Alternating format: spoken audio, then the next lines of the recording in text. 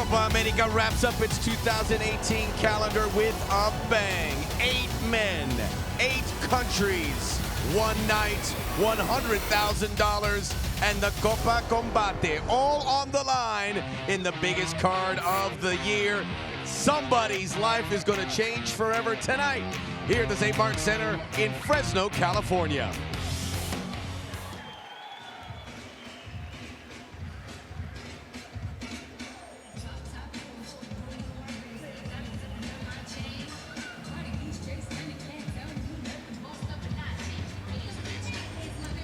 Nathan Napolitano from Northern California, an interesting story. This is not part of the Copa Combate. A chance also to see some local fighters do well. This kid, he really turned it on in the weigh-ins yesterday. A breath of fresh air. Made a lot of people laugh. And we'll get more into his story here. And he is dancing up a storm on his way inside La Jaula. Making his Combate Americas debut. This is a catchweight 130-pound matchup. 3 5-minute rounds in our opening bout from Fresno.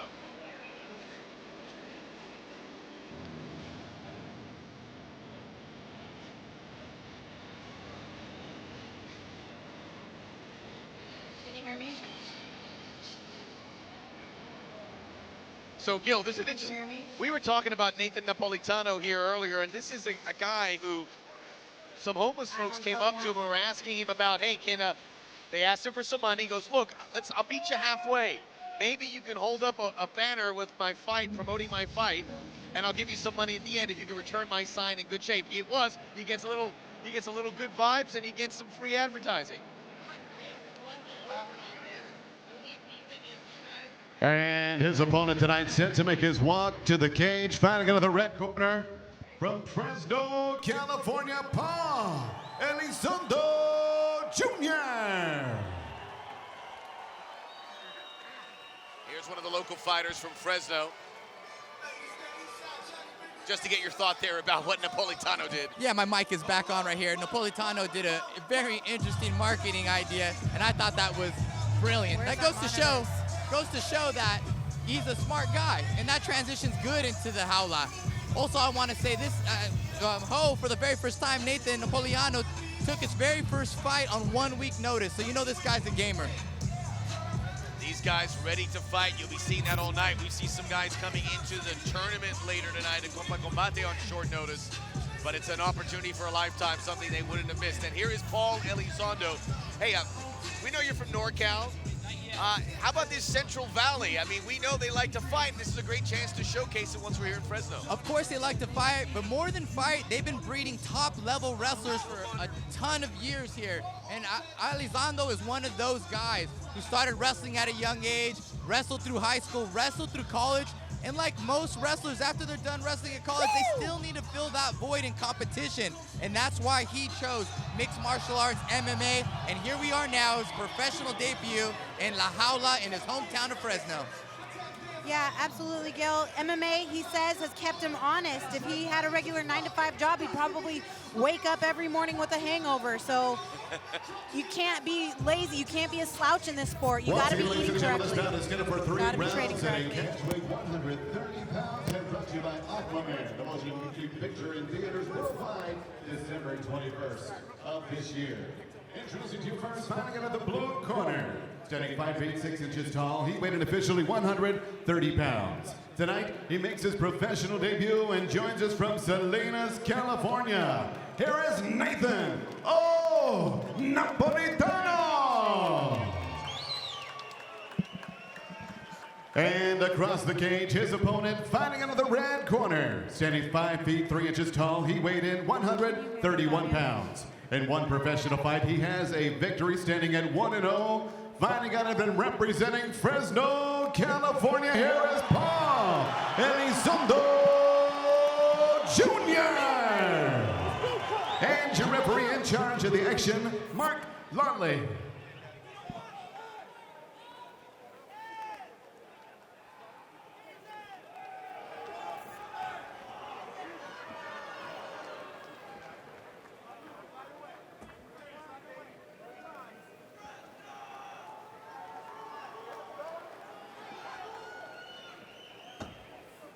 All right, let's go to the tail of the tape as we get ready. These two in 130-pound catch weight fight.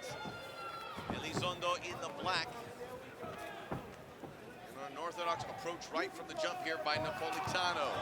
Makes first contact with that roundhouse kick. Napolitano has been training martial arts since he was 5 years old. He trained in Tang Sudo, Shodokan Karate.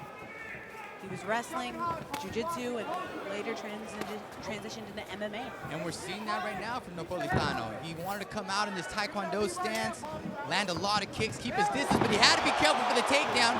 Looks to transition to a triangle here. He might have it. He's gone airborne. No posturing up. And he's gone almost out. He's trying for that single leg again. Now he brings him down. Great wrestling by Elizondo, and they call that chain wrestling, where you keep it going. If you don't get the takedown, you keep going till you end up where you want to be. But way to get back to the feet and then right back down to the ground is Napolitano, but he's got a sprawl. He's looking for an underhook. Nice body lock from Elizondo. Big suplex there. Now Napolitano looking to stay on his feet, but it looks like the wrestler Elizondo's going to drop him again. Yeah, Elizondo was trying to run the single leg, transition to a double leg. He has his hands locked. Let's see if he can lift him up. And he did. Takedown. Now in the guard there for Napolitano. Napolitano popped up a few times, but it gets harder and harder once you get taken down by the wrestler to pop up. Now he's trying to look to set up a submission, see if he can work off his back, maybe get an arm bar or triangle. Almost had an omoplata in that initial scramble. Napolitano trying to control the posture of Elizondo so that he doesn't posture up and rain it down with some punches.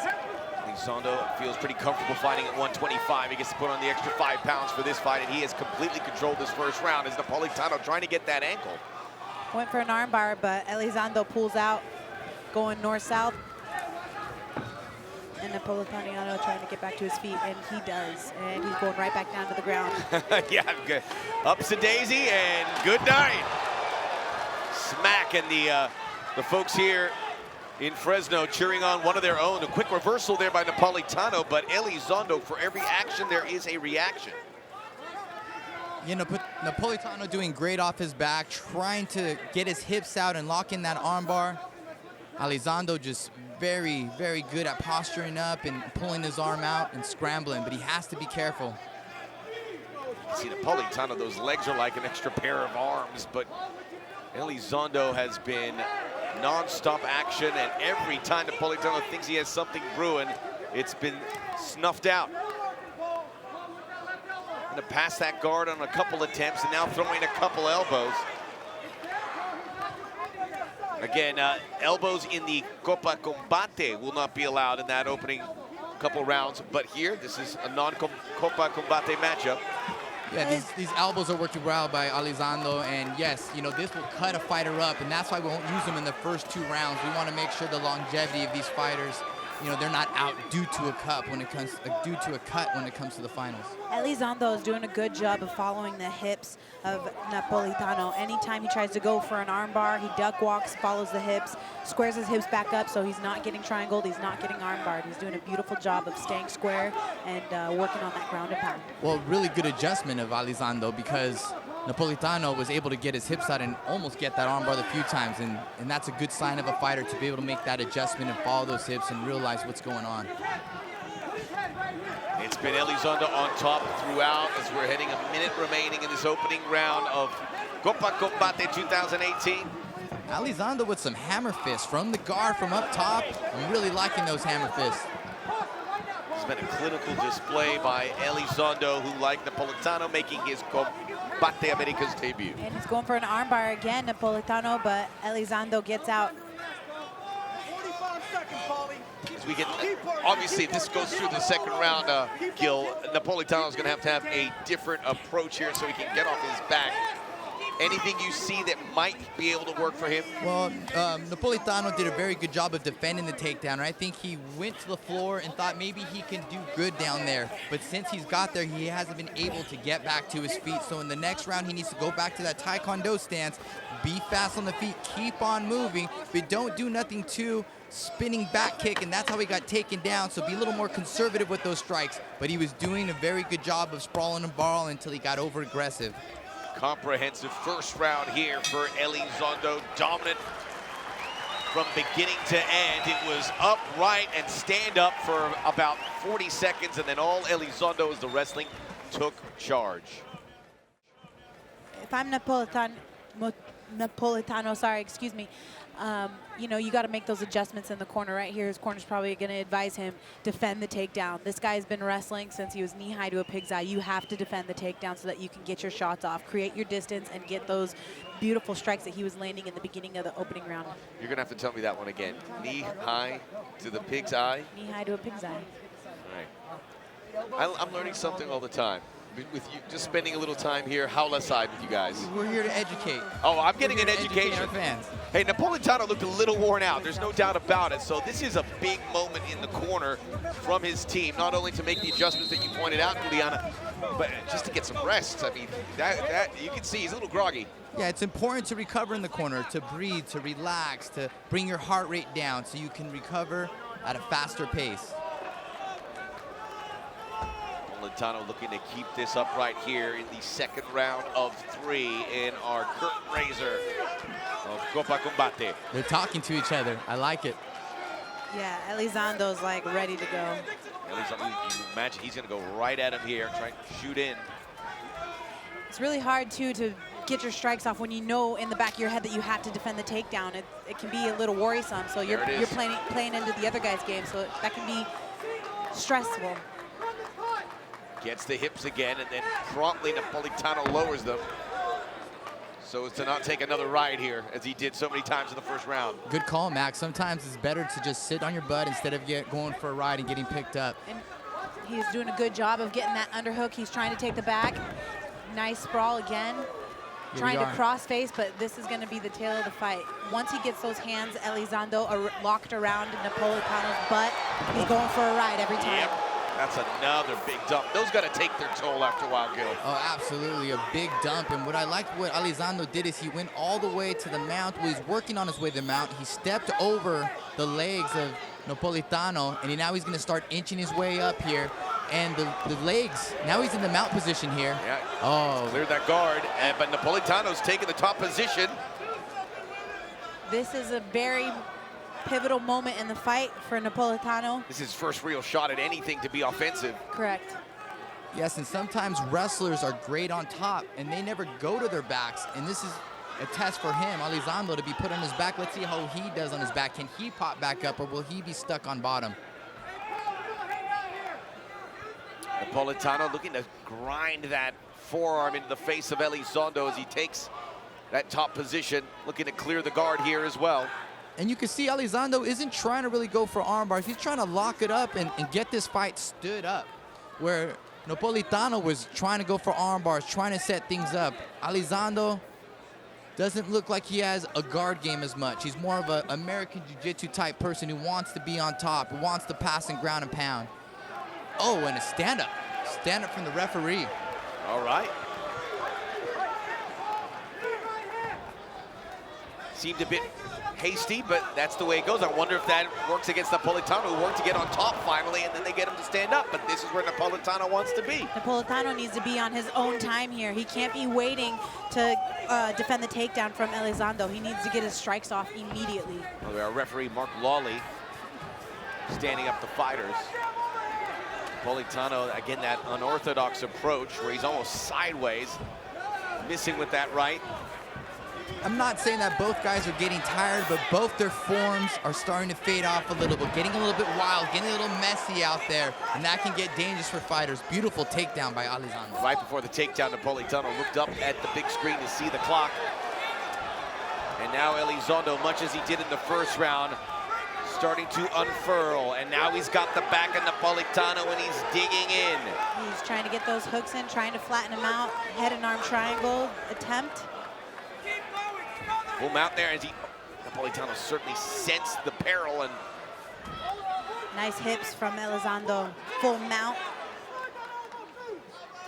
he's got control of the arms, and he can unload here, and he's got 1:40, so this is deep water here for Napolitano. He's got a lot of time.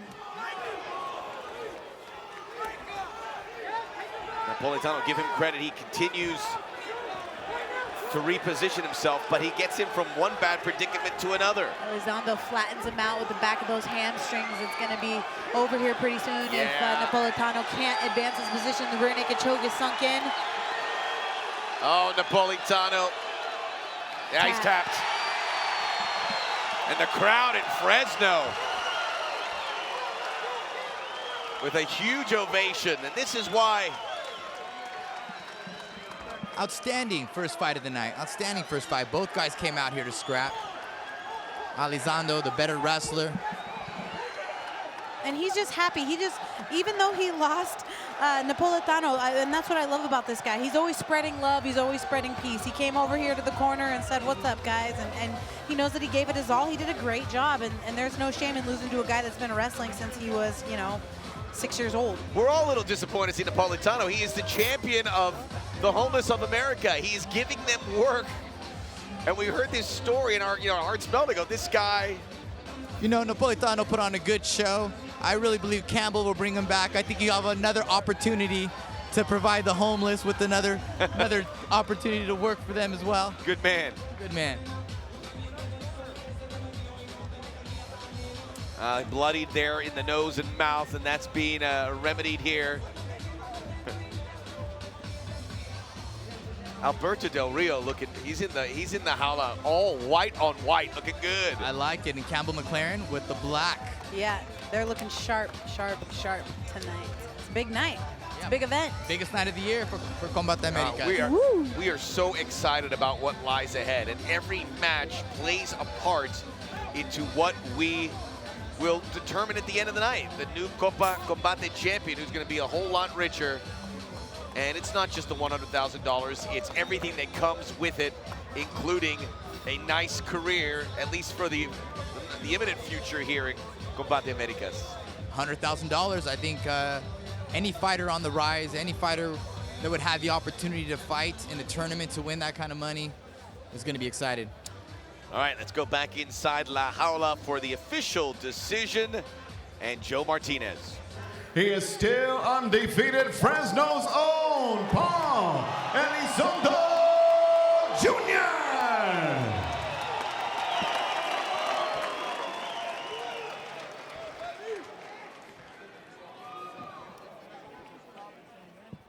Here we go, ladies and gentlemen. One round. This is a featherweight alternate showdown. 1 5-minute round. Making his way first to the cage from Puerto Rico, fighting out of the blue corner, Michael Irizarry. Michael Irizarry, one of 2 Puerto Rican fighters we will see in the mix of this Copa Combate. Joey Ruquet later on will be in the quarterfinal matchups. He faces Bruno Canetti. And Puerto Rico is an area that Combate Americas is really going to try and focus on to find new fighters, Juliana. They have produced some great ones. Eddie Alvarez of Puerto Rican lineage. Anthony Pettis of Puerto Rican lineage. So this is another area that could provide some great fighters in the not too distant futures, not only for Combate Americas, but in MMA overall. Right, Felix Trinidad, Miguel Cotto, Wilfredo Gomez. There's a ton of legends there coming out of the island of Puerto Rico. And Michael Irizarry wants to be one of those as well, representing his country and just training all day, every day is what he told us he does. And Juliana, you mentioned those boxing legends, Cotto and Trinidad, and Irizarry wants to bring mixed martial arts to onto a bigger platform for Puerto Rico, and that's what he wants to represent. And he wants that to be a bigger sport in Puerto Rico, and that's why he's here tonight. Even the Amanda Serrano, she represents Puerto Rico, and yes, I heard today in the production meeting we're planning on going there next year. Excited about that. Oh, yeah. Go back up. And Joe his Martinez. opponent fighting out of the red corner, making his way to the cage from Mexico, Pablo Sabori. Pablo Sabori will come out with the Mexican flags now front and center, El Gallo Negro. Hey, Juliana, we saw him fight back in Long Beach. It was a one-round. Gallito Flores certainly showed his skill and why he is considered one of the favorites here. But what did you like about what Sabori was able to do on that night when we saw him? Sabori had 5 minutes. That's not a lot of time. You know, you generally are fighting 3 5-minute rounds. He only had 1 round for 5 minutes to go put the pace on Alejandro Flores. And, you know, he wasn't able to get it done in that night. But I know that he's a great fighter, and he has a chance and an opportunity to go through Michael Izadi, kick his butt, and if somebody falls out of the tournament, he could pop right back in there and be in this Copa Combate. So this is one of the fights where you never know. He might have to seize the opportunity here and get a chance at $100,000 in the Copa Cup. Well, at least for Sabori, this is the second time he's had to fight a 5-minute fight. That's very tricky, to fight only 5 minutes. I'm used to 3 5-minute rounds, 25-minute fights, 15-minute fights. It is a little tricky to get it all done in 5 minutes. And when we saw him in Long Beach, he came out flying, was aggressive, and then Flores certainly was able to dictate things. 5 minutes is a long time, but just 1 round. So fascinating setup here, guys, to see how these fighters will come out and address this with a great opportunity. Back into La Jaula and Joe Martinez. Once again, ladies and gentlemen, this bout is scheduled for 1 5-minute round featherweight tournament alternate throwdown.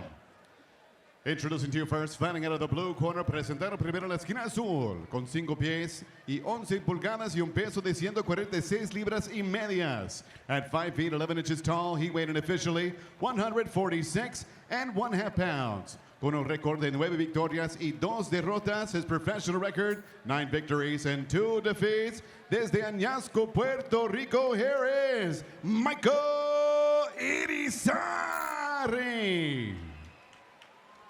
And his opponent across the cage, fighting out of the red corner. Standing 5 feet, 8 inches tall, weighed in 145 1/2 pounds. Con 5 pies, 8 pulgadas y un peso de 145 libras y medias.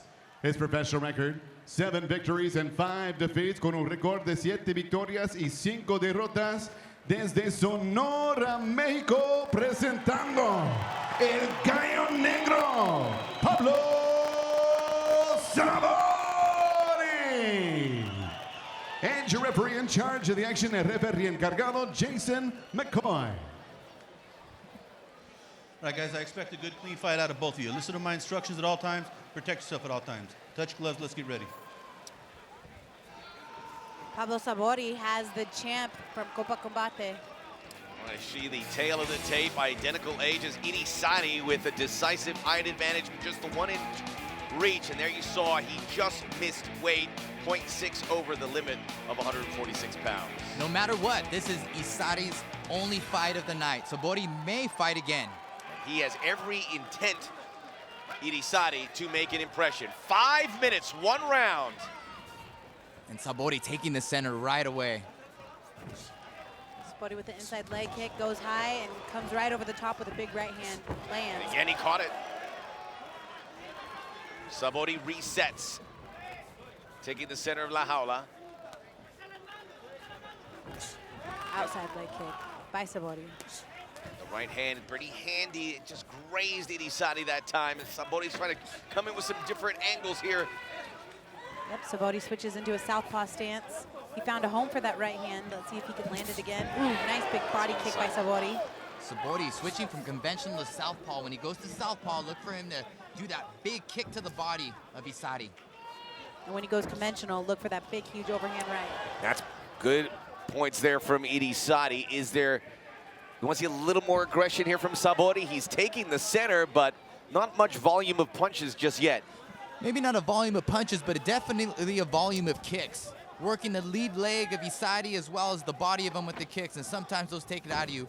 Sabori is taking the center of the jaula, but Izarry is the boxer. He's trying to unload with that big left hand as he gets Irizarry up into the cage. Sabori with a tie clinch. He gave a big knee, trying to get in tight, and they go back out into the center. Irizarry ranked #1 in Puerto Rico in pro featherweights. So that tight clench, we'll see if that, I mean, so many, this is mixed martial arts, so many things come in handy, certainly in a 5-minute frame. 2 minutes almost complete here. Alternate fight of the Copa Combate. You said Isari's #1 in Puerto Rico, while Sobrori is number 20 in Mexico. Goes to show how deep Mexico is coming in mixed martial arts. Many competitors at the featherweight division. Another big left kick to the body of Isari. Isari nods it off, but it doesn't matter. It's a scoring blow, and everything counts in this short 5-minute frame. Isari caught a little bit there with that left hand. Now that strong lead right. Big kick again from Sabori. Getting the lead leg, and that stung Isari. He loses his balance. Best shot of the fight from Sabori. Sabori getting comfortable in this southpaw stance. He was switching back and forth, but I feel like he's finding success here with the kicks against Isari, who's the boxer. Look for him to keep doing the kicks. Now he goes back to right-handed, but Gil, you like that left hand? It seems to throw Isari off here. I think so. When he stands southpaw, he's able to land those kicks. When he goes punch for punch, Isari is a good boxer. Sabori is too, but it's a little more dangerous. Sabori is better on the outside, landing the kicks. 3 solid minutes here, Juliana, from Sabori. You gotta like he continues to be on the front foot, but he got caught there. And a strong right hand from Isari. Right on the chin, and Sabori eats it like a Norio and continues to stalk coming forward. If you notice, anywhere Isari goes, if he goes to the left or if he goes to the right, Sabori is tracking him down and moving his feet right alongside. Goes in for the double leg, gets stuffed. Nice head position by Sabori. He's looking for the takedown, and he's going to be getting it. That's successful. Huge. Big, giant takedown. And that probably, if he can keep his hips he's heavy, going to want to stay here. Yep, that's going to be the tail of the tape for this fight. That's going to be the end of it. And Gil, that was coming off of Isari having his best stretch of the fight, making contact, and maybe Sabori sensed that and went for the very smart takedown here. I think you're correct. I think Isari pushed with the punches. Sabori saw the opportunity to counter the blitz, lower his level, shoot a double leg. He didn't get it, but went right to the body lock, got the takedown. He's in a very superior, safe position. He should cruise it out with 1 minute left, knowing that he has an opportunity to fight tonight. Now Sabori trying to clear that guard, but only a minute left. He might be in a good position here to hold tight. He just needs to keep working, because sometimes if you don't have too much action going on once you hit the ground, you're going to get stood right back up. And if Sabori was to win this, Gil, you don't want to take too much damage. I don't think he has here. And this, it's not a rest move by any means, but it certainly puts you in a position where you're not going to take too much damage. He hasn't took too much damage, but he is kicking hard. He could hurt his own shins. He could hurt his own hands. So yes, not that much damage, but I guarantee you, Max, when he goes to the back, he's going to feel the soreness kick in when the adrenaline goes down, and it's important for him to breathe, relax, ice, and focus on recovering. 3 or 4 short right hands into the face of Isari from Sabori, and El Gallo Negro closing in on getting the job done here. 10 seconds left, and he is going to make it work for him. There you go. That's Sabori makes a no doubt about it as that one wraps up. That is a clinical attempt, and I think it's safe to say he's going to win this, and now it's going to be an interesting night for Sabori, as long as he's healthy and ready to go, to see how this night unfurls. Yeah, but to your point, Max, yes, Sabori probably took about as little as damage as you could take in a 5-minute fight. So this is huge for him. His confidence is up after that. He's gonna go sit back and rest and just wait to see if someone falls out. All 3 judges have it 10-9. Todos los jueces la anotaron el mismo 10-9. El ganador por decisión unánime, your winner by unanimous decision. From Sonora, Mexico, El Gallo Negro, Pablo Sabori.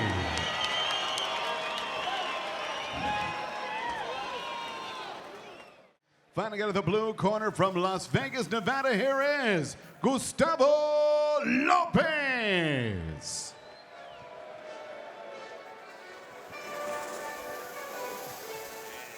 Chance for an American audience.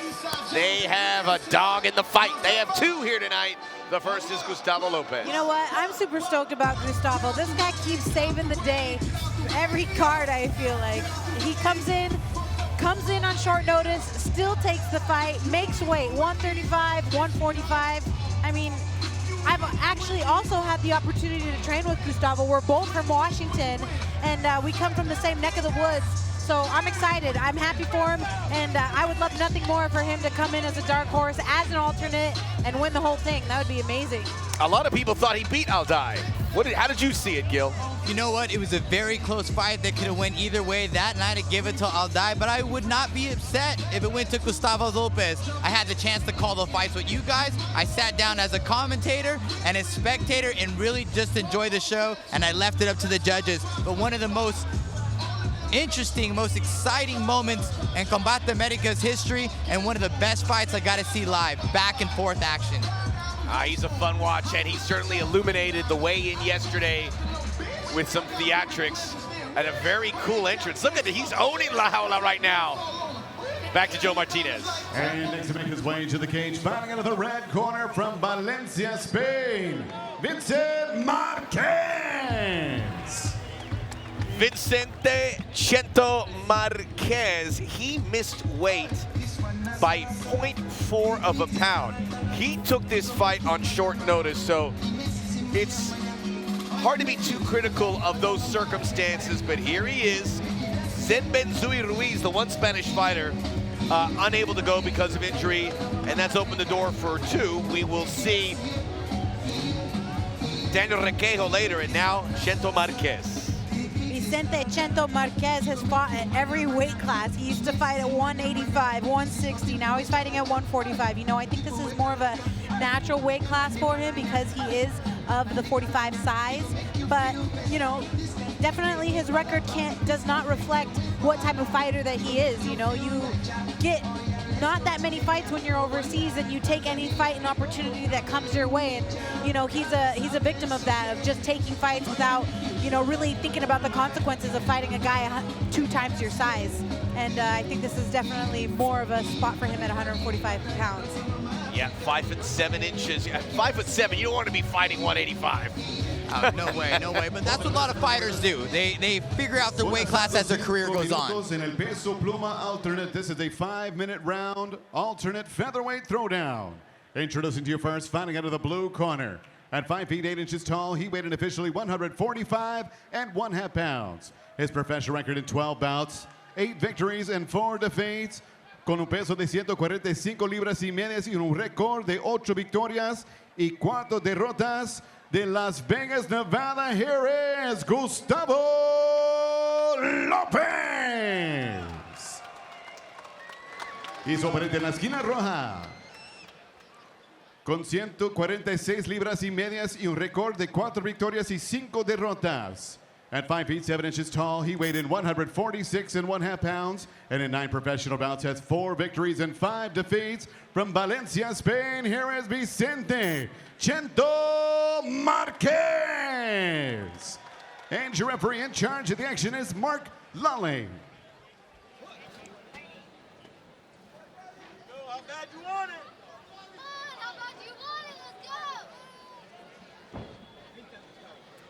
Gustavo Lopez, Vicente Marquez, 1 round, 5 minutes, and there you go. Marquez, the elder statesman at 34, slight height advantage, 2-inch reach, and again, just missing weight by 0.4. So Lopez with a chance to move on as an alternate, but a chance to open some eyes for Marquez here, Gil. Absolutely, Marquez has the opportunity to represent Spain. That's what it's all about for him. He's here, 34 years old, started training at the age of 16, didn't even hear about MMA till he was 19 years old. So basically at 19 years old, that's when mixed martial arts really hit Spain. Hasn't looked back since. 34 years old, 9 fights in, here he is on Combate America's Copa Combate against Gustavo Lopez. And Gustavo already closing the distance, looking for the takedown right away, taken away from the striker. Going for that single leg. Again, 1 round, 5 minutes to make an impression for both these fighters. Gustavo gets a takedown. Marquez trying to get back to his feet, but Gustavo doing a good job of holding him right back up against the cage and going for the takedown again. Marquez holding on to Lopez's the back of the neck, and he throws up a knee. Big uppercut from Marquez, and a big, huge takedown there for it is. Lopez. The moneymaker right there for Gustavo Lopez. Right into side control. Beautiful, beautiful shoulder pressure from Lopez. He's caught in a guillotine, but he's looking fine. to get the Von Flue choke here, which is when someone tries to guillotine, you try to counter tapped. them, and there He it tapped. is, the Von Flue choke. Beautiful job done by Gustavo Lopez. When someone's trying to guillotine you, you can reverse it, and that's exactly what you just saw, the Von Flu.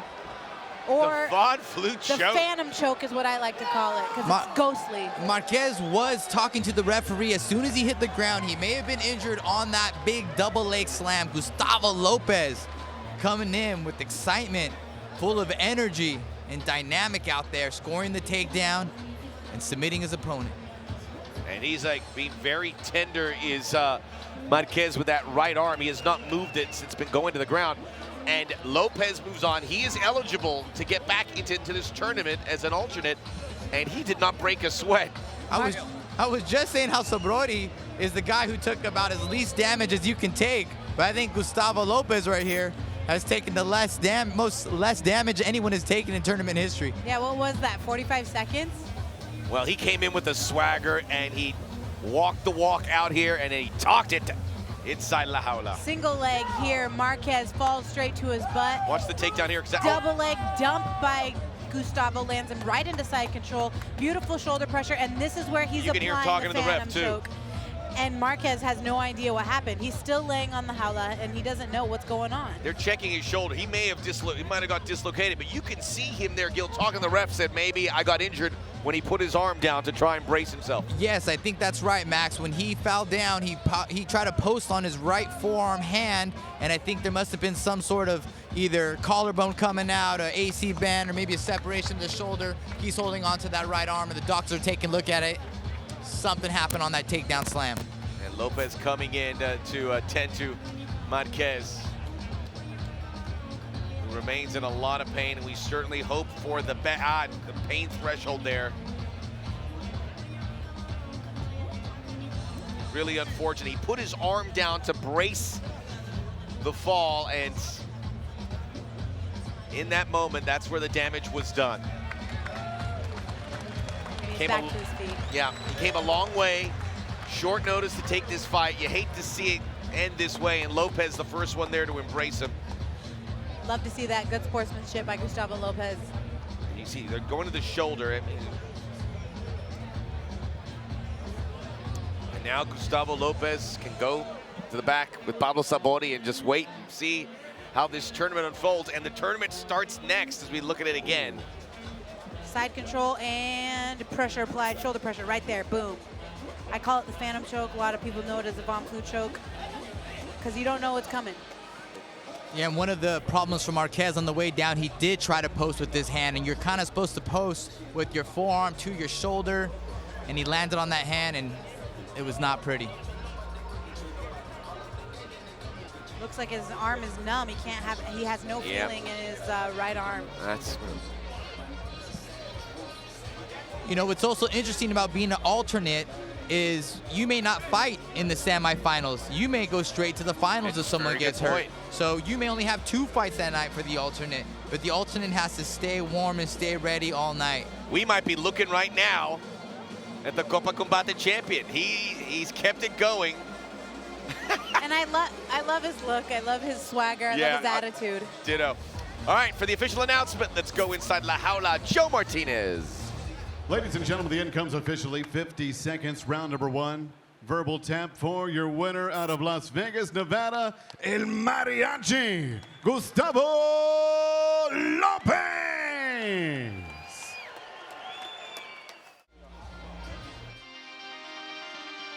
Me llamo Daniel Requeijo, soy del Tajinama, representando a España en la Copa Combate.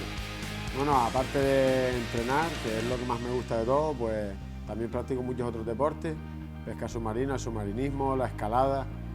Soy militar de profesión y me encanta todo lo que hago.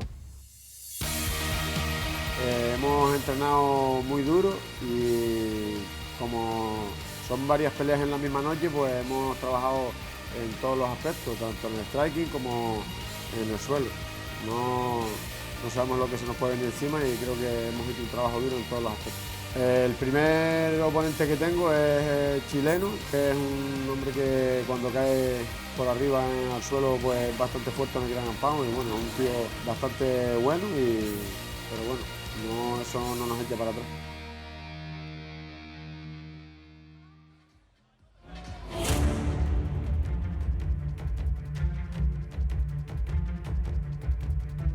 Debutar en la Copa Combate es espectacular porque es el evento más importante del año, es el evento que puede cambiar muchas cosas mías, es lo ideal. Si gano, me compraré un terreno y voy a instalar una escuela de artes marciales, va a ser todo mucho más fácil, más agradable y voy a estar más tranquilo. Y la diferencia entre el peleador chileno y el resto de las naciones es que nosotros vamos siempre para el frente y no paramos.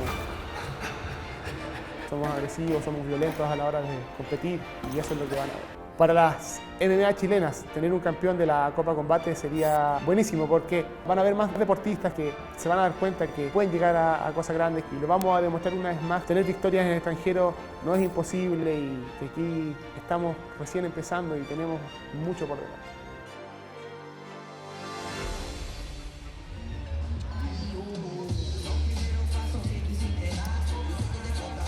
Interesting, at the weigh-in, Villaseca was asked about the trophy, the statuesque Copa Combate made out of gold.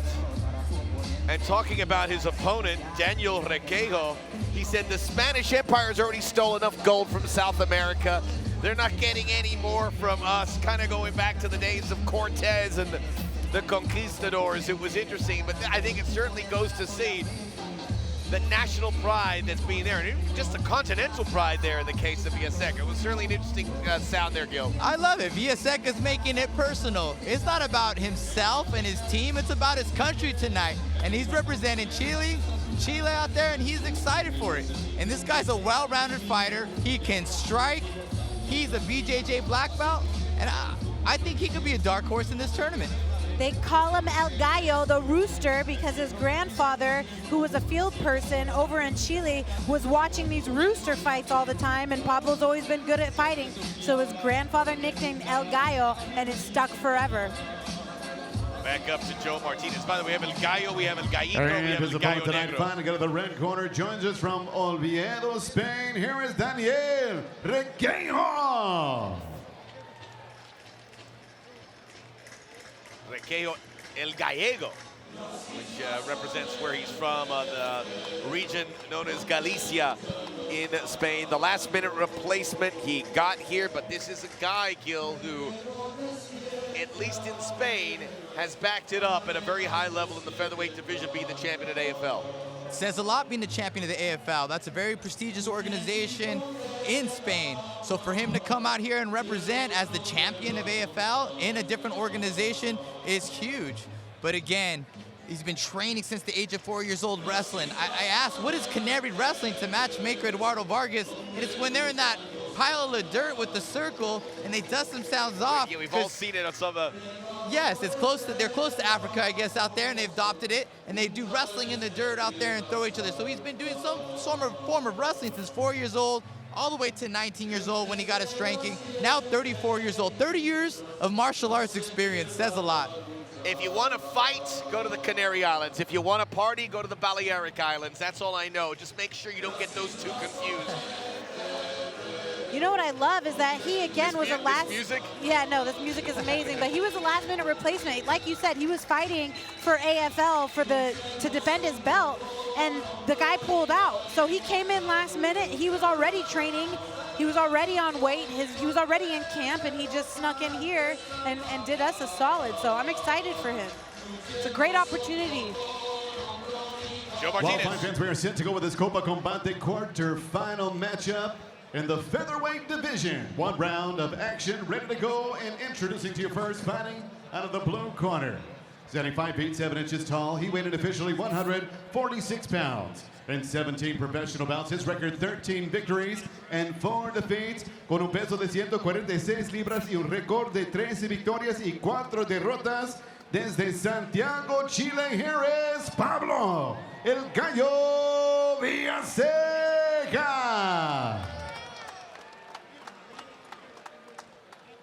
And his opponent across the cage, fighting out of the red corner, stands 5 feet 6 inches tall. He weighed in officially 145 1/4 pounds. In 20 professional fights, his record 14 victories and 6 defeats, con un peso de 145 libras y un cuarto y un récord de 14 victorias y 6 derrotas. Desde Oviedo, Asturias, España, here is el gallero Daniel Requejo. And your referee in charge of the action is Jason McCoy. I expect a good, clean fight out of both of you, okay? Listen to my instructions at all times. Protect yourself at all times. Touch gloves, let's rock. Jason McCoy, the man in the middle, to the tail of the tape, both in their 30s. Not much separating the two in height or reach. Villaseca squeezing in at 146 to make weight. And the final 8. And it was one thing to point out, Villaseca also had, in addition to the Chilean flag, he is of Mapuche blood. The Mapuches are the indigenous inhabitants of South Central Chile and also parts of Argentina, Team Huaychafe, and he's representing that flag as well as we are underway. The Copa Combate tournament proper has begun. First quarterfinal, Villaseca Requejo. Requejo with the over-under, looking in for the single leg. Villaseca defending the takedown. 1 round, 5 minutes. Well, this is what Requejo wants to do. He wants to close the distance, oppose his canary-style wrestling, try to take you down, smother you, and ground and pound you, and use all his body to be heavy on your arms so when you come out of that clinch, you're not as devastating as a striker because you're holding all that weight. Yeah, his game is to push you up against the fence and then use trips like the upper Greco type of Canary Island wrestling, and that's what we're about to see, hopefully. Requejo almost had that very valuable takedown first minute of these 5, and now Villaseca getting the squeeze on, but then he pulls back from the neck. This is intriguing, Gil, because these guys have very little, I guess you could say, tape on the opponent. Requejo getting this tournament so late, they don't know much about these guys. You kind of have to fly a little blind here and try and expect as much as you can. We'll see what you can take it. And like we said, expect the unexpected in this tournament. We're going to see a lot of this the whole night. You don't know who you're going to fight. You don't know exactly who to train for, what style. You got to be ready for all styles. But I think it's very interesting of Villaseca to use the guillotine or submission attack as a form of defense of the takedown. Trying to smother the head, push the head down to go to the sprawl, or attack the guillotine. And if Requejo doesn't get busy here and get this takedown, I have a feeling the ref's going to separate him. Yeah, there's some boos coming here. It's 1 round. They're already 1 minute in, and there's a takedown from Requejo that is huge as Villaseca fought it off. Great balance, but eventually Requejo got what he was looking for. I like how the double leg there. Yes, the double leg, and he's trying to elevate the legs of Villaseca. That makes it hard for you to scoot up. You want to scoot up and put your feet on the ground, but Requejo pulls up the ankles. Now he's switching to the body lock. Villaseca, he's got to get out of here, and then he's got to get active. Requejo's got the upper hand. His strategy working out wonderfully here in the early minutes. Villaseca coming in as the favorite, and now he evens the pair, but Requejo takes him down again. Beautiful body lock takedown by Requejo, and the referee was calling for more action. He was threatening to stand it back up, but let's see if Villaseca can jack up that underhook, walk to his underhook side, and get off of the jaula, the cage. He's going for a guillotine, but 2 minutes 15 to go, and Villaseca, and finally they will break him up. So now, a low blow, catching him there. Again, no elbows, no knees to the head, and certainly no knees to the groin either, but that was accidental here. We'll stop at 2:04. So this is interesting. Now you get a stoppage here, and Villaseca knows he has to be active in these 2 minutes. Yeah, even if you're fighting off the takedown, you just still want to be active with the punches, peppering, try to land, because Requejo is pushing him against the fence, but he's not really throwing punches. So Requejo has to be careful. Along with the takedown, he needs to score punches, and what a beautiful body lock. But again, Villaseca pops back up. Now he's attacking the guillotine as a form of defense and trying to shove that head down. It's been grapple palooza right now here for Requejo, and his black belt jiu-jitsu skills, his wrestling skills coming to the forefront here, and he has squeezed Villaseca right out of this. You're getting to the point where Villaseca may need a knockout Yeah, that's or the a only- stoppage. And he literally has less than 90 seconds to go here in the first and only round in order to qualify for the Copa. Now, I'm just throwing it out there now. Takejo is being aggressive with the wrestling, but not throwing many punches. Villaseca's defending, but he's peppering. I wonder how these judges are going to see it. I got Takejo because of the aggression, but I would like Takejo to score more punches while going for the takedown. And Villaseca probably actually is landing more strikes, just peppering right here, defending. I wonder how they're going to look at it, the judges. Yeah, if you're Villaseca, empty the chamber. Anything that can give you a better light in the judges. I'll say that he probably can't get taken down again here, Juliana. He's already gone down by Takejo 3 times. 3 times exactly, and with that body lock takedown, which is beautiful. He is getting hit at the top of the head, at the back of the head, excuse me, but he's still doing a good job of trying to get this takedown. And like I said, this is his game.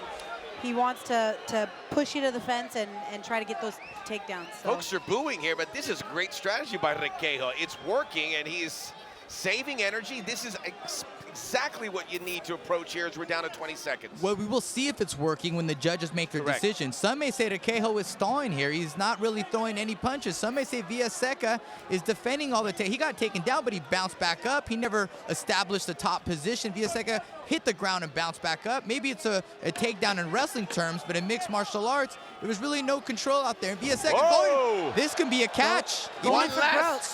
Smart idea. Short time, And you're going for it. He's got it. He's fouled. Takejo gets out, but that's the end of the round. Takejo's confident, but I'm with you, Gil. This is going to be a real interesting judging, and I think based on what the judges do here, we'll get a feeling on how these fights, certainly the 1 round 5 minutes, are going to be judged from this point forward. Max, that's a great point. You don't really know how the judges are going to look at it, but this will be a really good sign of how they'll be looking at it. Are they looking for the wrestler, the guy who's going to be scoring more punches? It's going to be interesting. And we hold our collective breath. And it's worth mentioning, both fighters look good. Both look like they will be able to advance to the semifinals as we show you the highlights. Again, this is not a marathon. The tournament is, but the quarterfinals are a sprint. And that last gasp there from Villaseca. That was a great guillotine. Even though he didn't get it, smart to wait till short time because no one will ever know. The time saved both of them because we don't know if Villaseca would have finished that or if Takejo would have popped his head out. But it's a good sell at the end of the round. Again, win the first 30 seconds and the last, very important. I definitely wish that he would have done that sooner. Yeah, Takejo was like a doorstop. He just lodged in there and would not give any room for Villaseca to work. Villaseca's corner lifts his arm, but that's not the one that matters. It's what these 3 judges decide here. And we just don't know. We don't know anything. We don't know how this is going to play out. It's going to be fun to be along for the ride here.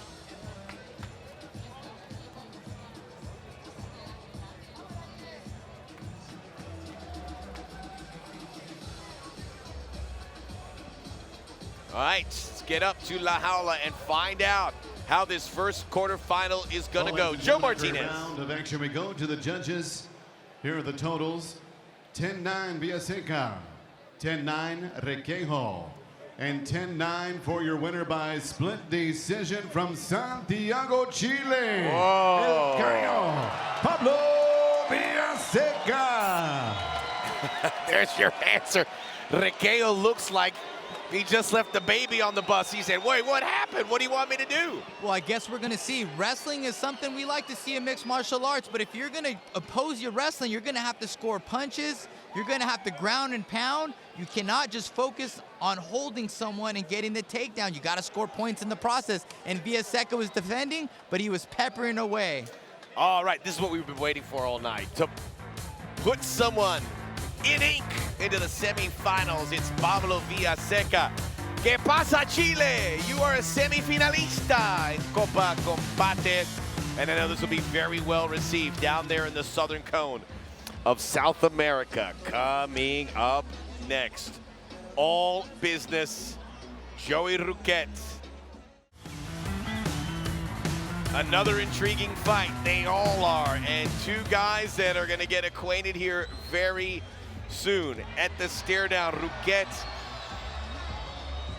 he was locked in, and I could see visibly Canetti saw the stare down, went away, and then he was with his corner. He was arguing. He wasn't happy about it. Yeah, Canetti's a sportsman. You could tell he was looking for the handshake and be respectful of the martial arts way, but Roquette was having none of it. He screamed loud out there. All business.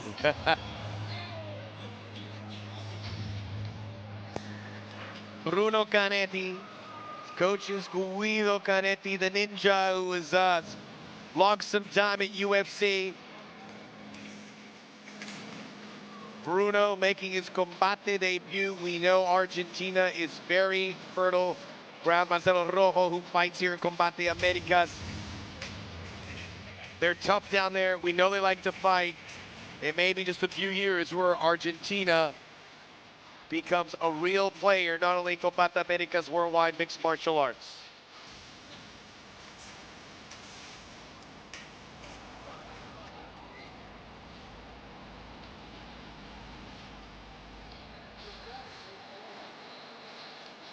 We saw Marcelo Rojo make the semis in the Copa Combate last year, so Argentina has already staked their claim to do pretty well in this tournament format. And now it's Canetti's turn, representing his country, representing his team. You know, we know Argentina, those guys can throw down, and we also saw Marcelo Rojo in Guadalajara a month back put on a fantastic fight, great show, showing that they can strike, showing that they can grapple, that they can overcome adversity. And fighters from Argentina, they are warriors out here. And Canetti is a warrior. Fighting out of the red corner from Venice, Florida, representing Puerto Rico, here is Joey Roquette.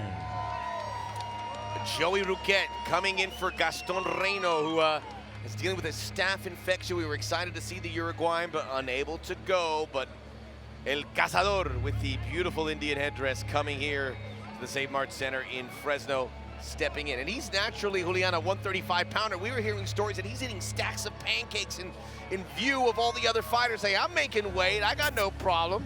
Yeah, I saw the guys at the weigh-ins looking at him like a piece of meat. He goes, 143 pounds, Joey Roquette, and the other guys in the back are like, look, 143 pounds. This guy comes under the scale, like, and they were jealous of him eating that stack of pancakes. I have to say, though, Joey Roquette is dangerous. His lone loss is to Gustavo Lopez, who we saw earlier tonight with that bantam choke. But what's interesting about Joey is that he is Chris Cyborg's training partner. He comes in there all the time. She pays him as a training partner. So, you know, when iron sharpens iron. When you're getting looks with Chris Cyborg, you gotta understand you are a threat, and he is definitely capable of winning this competition.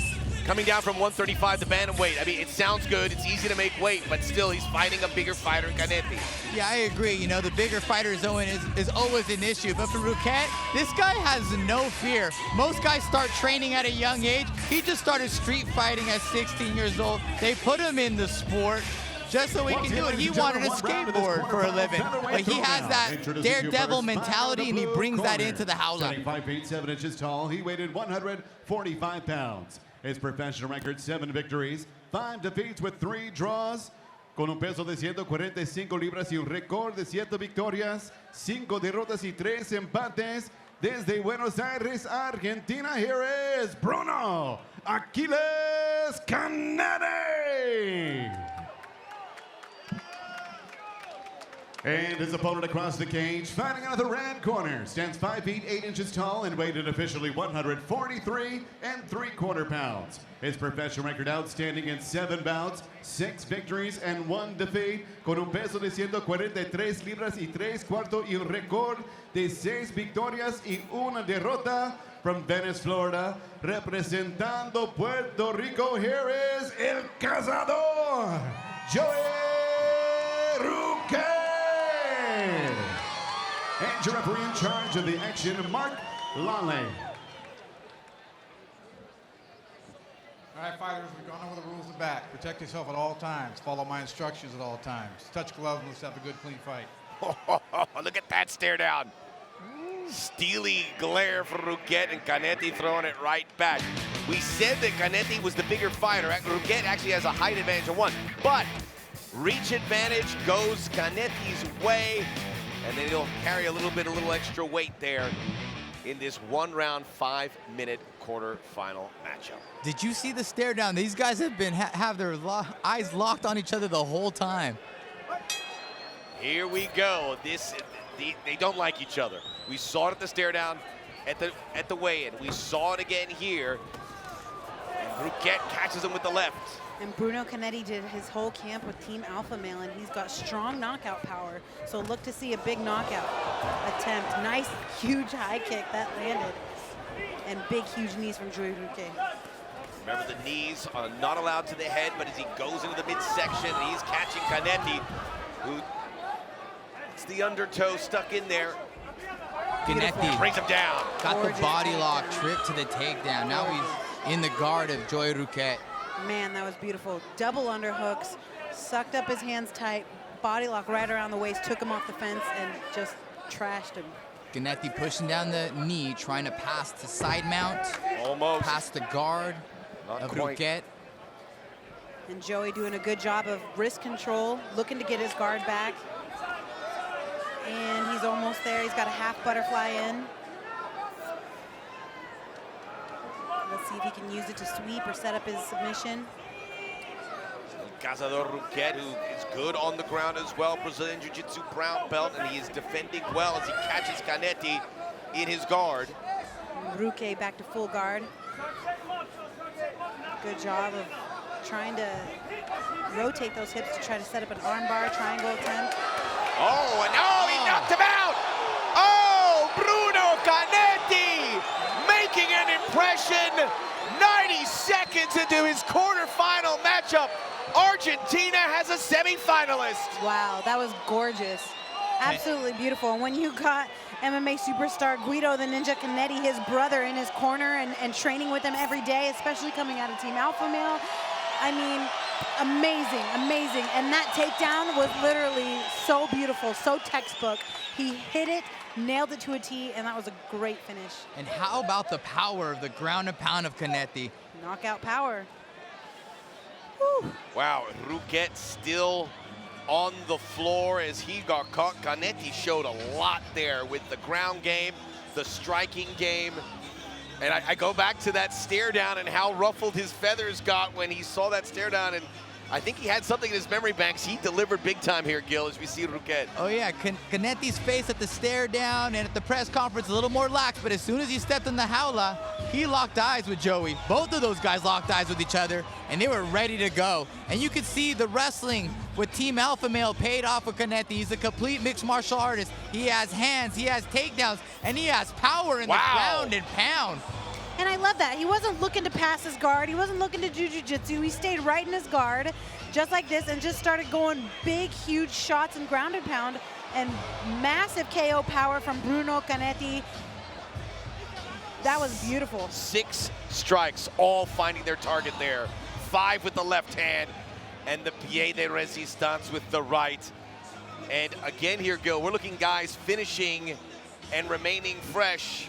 Not only in the alternate bouts, maybe not so much Villaseca that went the whole 5 minutes, but Canetti did break a sweat, but not much of one. Yeah, not much of a sweat, but there was some scrambling and some good exchanges in the first minute and a half of the fight before Canetti got it to the ground. So he's gonna have to go to the back, discuss with his corner, discuss with his team, see how he's feeling, but just recover. He looks healthy to me. He looks solid and durable. Look how strong that guy looks. He's gonna be a force to be reckoned with tonight. And good to see Rouquet up. And thank you to Rouquet for stepping in. You know, he came in on 2 weeks' notice, less than that, due to somebody else dropping out because of staff. So I'm really grateful for him to come in on such short notice to have an opportunity at fighting for the Copa Cup and $100,000. Get now 4-2 in Copa. That's a big win for Canetti. Joe Martinez. Para la pelea para el ganador por knockout. The end comes officially 1 minute, 32 seconds. Round number 1. Your winner by KO and advancing to the featherweight semifinal from Buenos Aires, Argentina, Bruno Aquiles Canetti.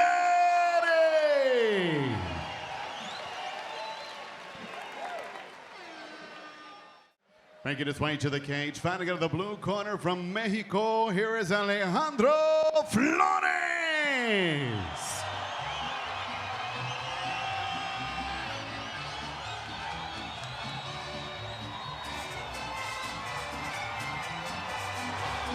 Gallito. Now they love him here in Fresno. 13-1 MMA career. This guy is the goods. Blew us away in the qualifier in September.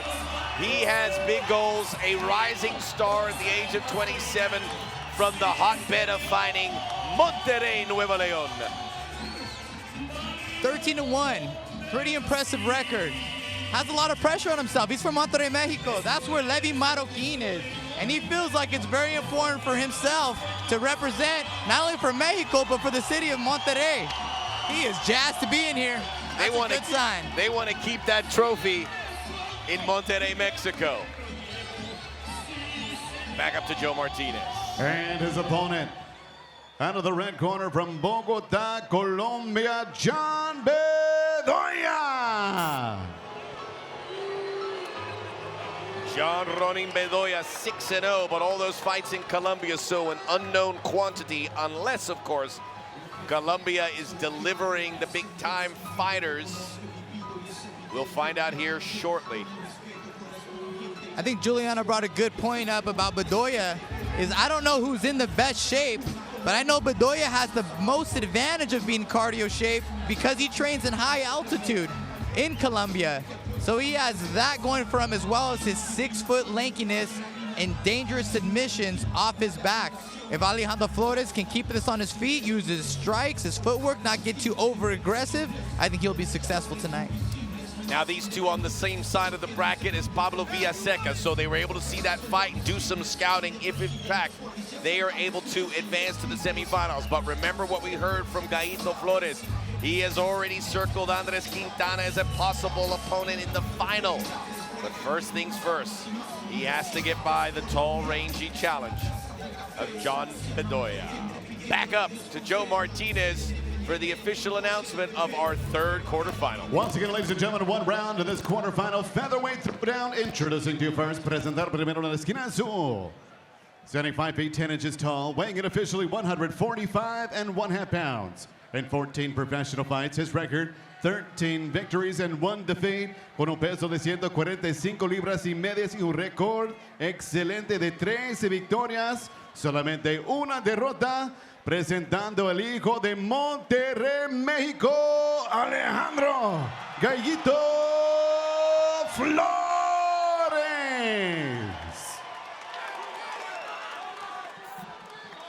And his opponent fighting out of the red corner stands 6 feet even. He weighed in 144 1/2 pounds, and in 5 professional fights stands perfect with 5 victories and no defeats, con un peso de 144 libras y medias y un récord perfecto de 5 victorias y 0 derrotas. De Bogotá, Colombia, el invicto John Ronin Bedoya. And your referee in charge of the action, Jason McCoy. All right, guys, I want a good, clean fight out of both of you. Listen to my instructions at all times. Protect yourself at all times, okay? Touch gloves, let's do it. Bedoya not getting into the stare down. We talked about the height advantage, and you could see it on Bedoya, but Flores, 5 feet 10, he is one of the taller fighters in this Copa Combate. Bedoya with the reach advantage. And as we mentioned earlier, both made weight. 1 round, 5 minutes to book their spot in the semifinals to face Pablo Villaseca. And I gotta say, my heart's pounding out of my chest a little bit because I train in Chicago with Alejandro Flores, so I want him to give it his best and do his best. And we mentioned about Sabori having that qualifier. He has had this kind of fight, Gil, already. 1 round, 5 minutes. So something to look back at as a learning process here for Gallito Flores.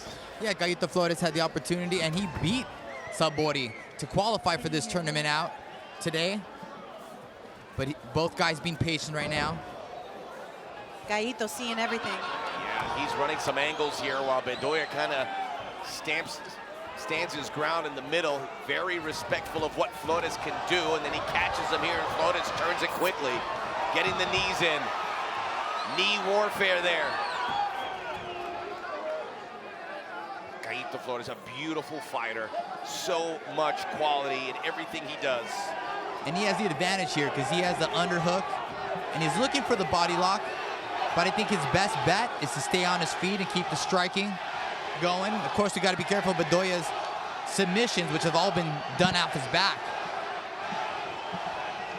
Chants of Mexico in here are deafening in Fresno. Bedoya has the last 4 of his fights, he won right off of his back. So he's long, he's lanky, and he's got a great ground game. And you can see the difference between Requeijo and Flores in their fight is these guys are busy on the cage while working for the takedown. You got to be throwing punches. You got to be scoring knees while you're going for the takedown. As good as Gallito has, Bedoya has responded well for every action. And these guys are just jockeying back and forth for position, looking to get the takedown. Both of them just testing each other's strength. They're going back and forth. Well, they're having a dance right now. Finally, Gallito tried to dump him, and Jason Bedoya to get out of the way, the third man in the Jaula. And now back to the striking game. Bedoya catching the lead leg. 2 minutes down here. Oh! Oh! Buena noche! Gallito Flores catch him flush! Unloading now! But Bedoya surviving! Ferocious onslaught by Flores.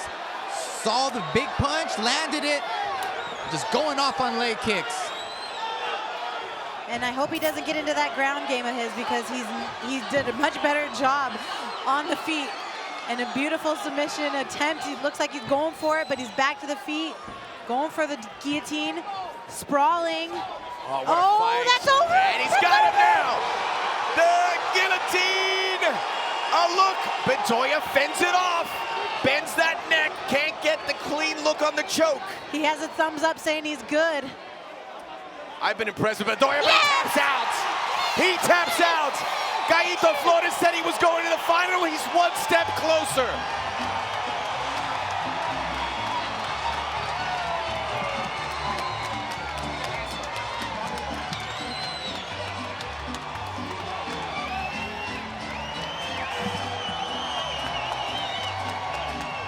What a fight.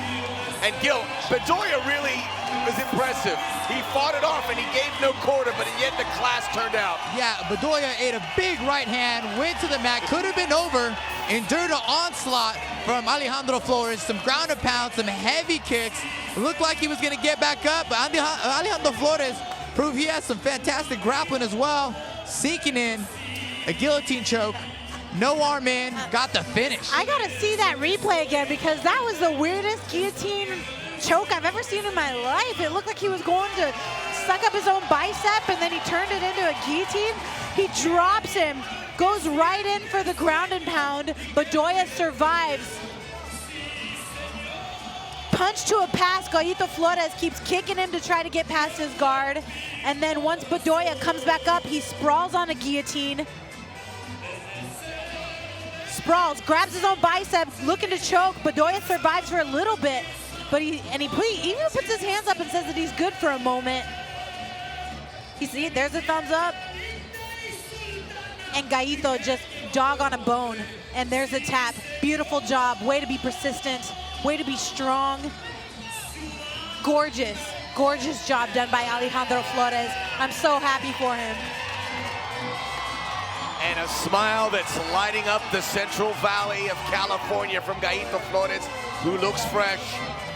Another finish. 3 quarterfinals here in the Copa. 2 finishes here. 2 finishes in the qualifiers as well.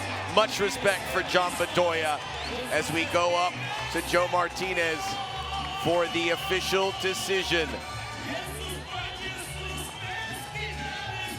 14-1 now. In comes officially 3 minutes, 3 seconds. Round number 1, submission by Darce Choke. Your winner out of Monterrey, Mexico, Alejandro Gallito Flores.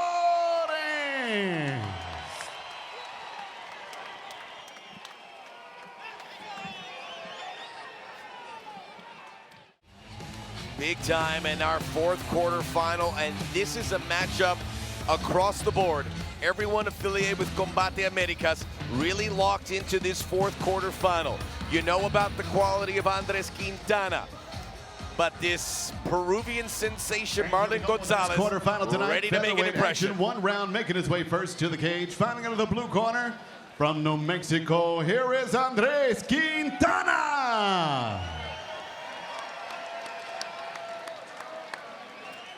Andres Quintana, the Bullet. The American entry.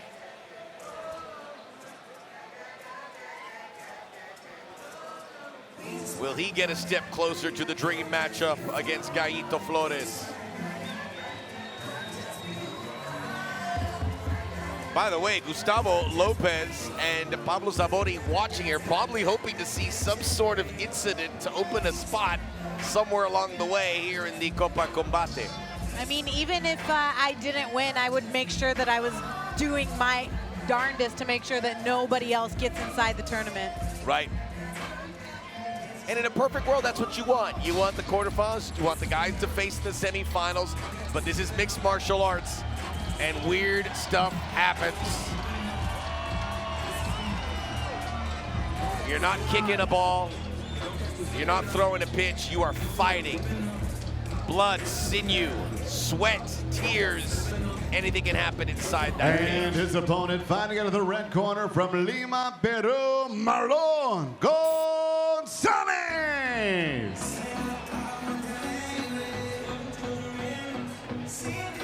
Peru is viewed as a gold mine for mixed martial arts. It is growing by leaps and bounds. Now the question is, can you unearth a star? And they think here at Combate Americas they have done that here with Marlon Gonzalez. Marlon Gonzalez was another man that was picked up when Combate went to the Latin American countries to scout talent. He's got a very interesting story, extremely superstitious, and I like it. He's, let's see. The number 7. The number 7. He's the 7th fight. We're on December the 7th. Yep, we're on December the 7th. Unfortunately, his girlfriend passed away in a tragic accident. And they became a couple on January the 7th. Yep, they became a couple on January the 7th. And so he definitely believes that this is his destiny to win this entire thing. The number 7, Gil.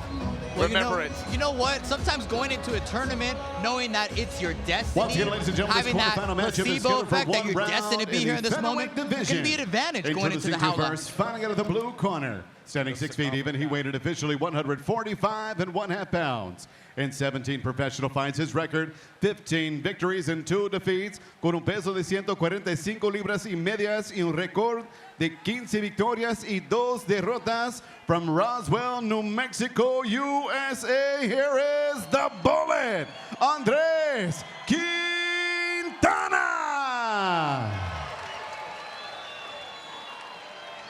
And his opponent fighting out of the red corner stands 5 feet 9 inches tall, also weighing in 145 1/2 pounds. His professional record, 14 wins, 3 losses, and 2 bouts even, con un peso de 145 libras y medias y un récord de 14 victorias, 3 derrotas y 2 empates. Desde Lima, Perú, here is Marlon de Rico 7 Gonzalez.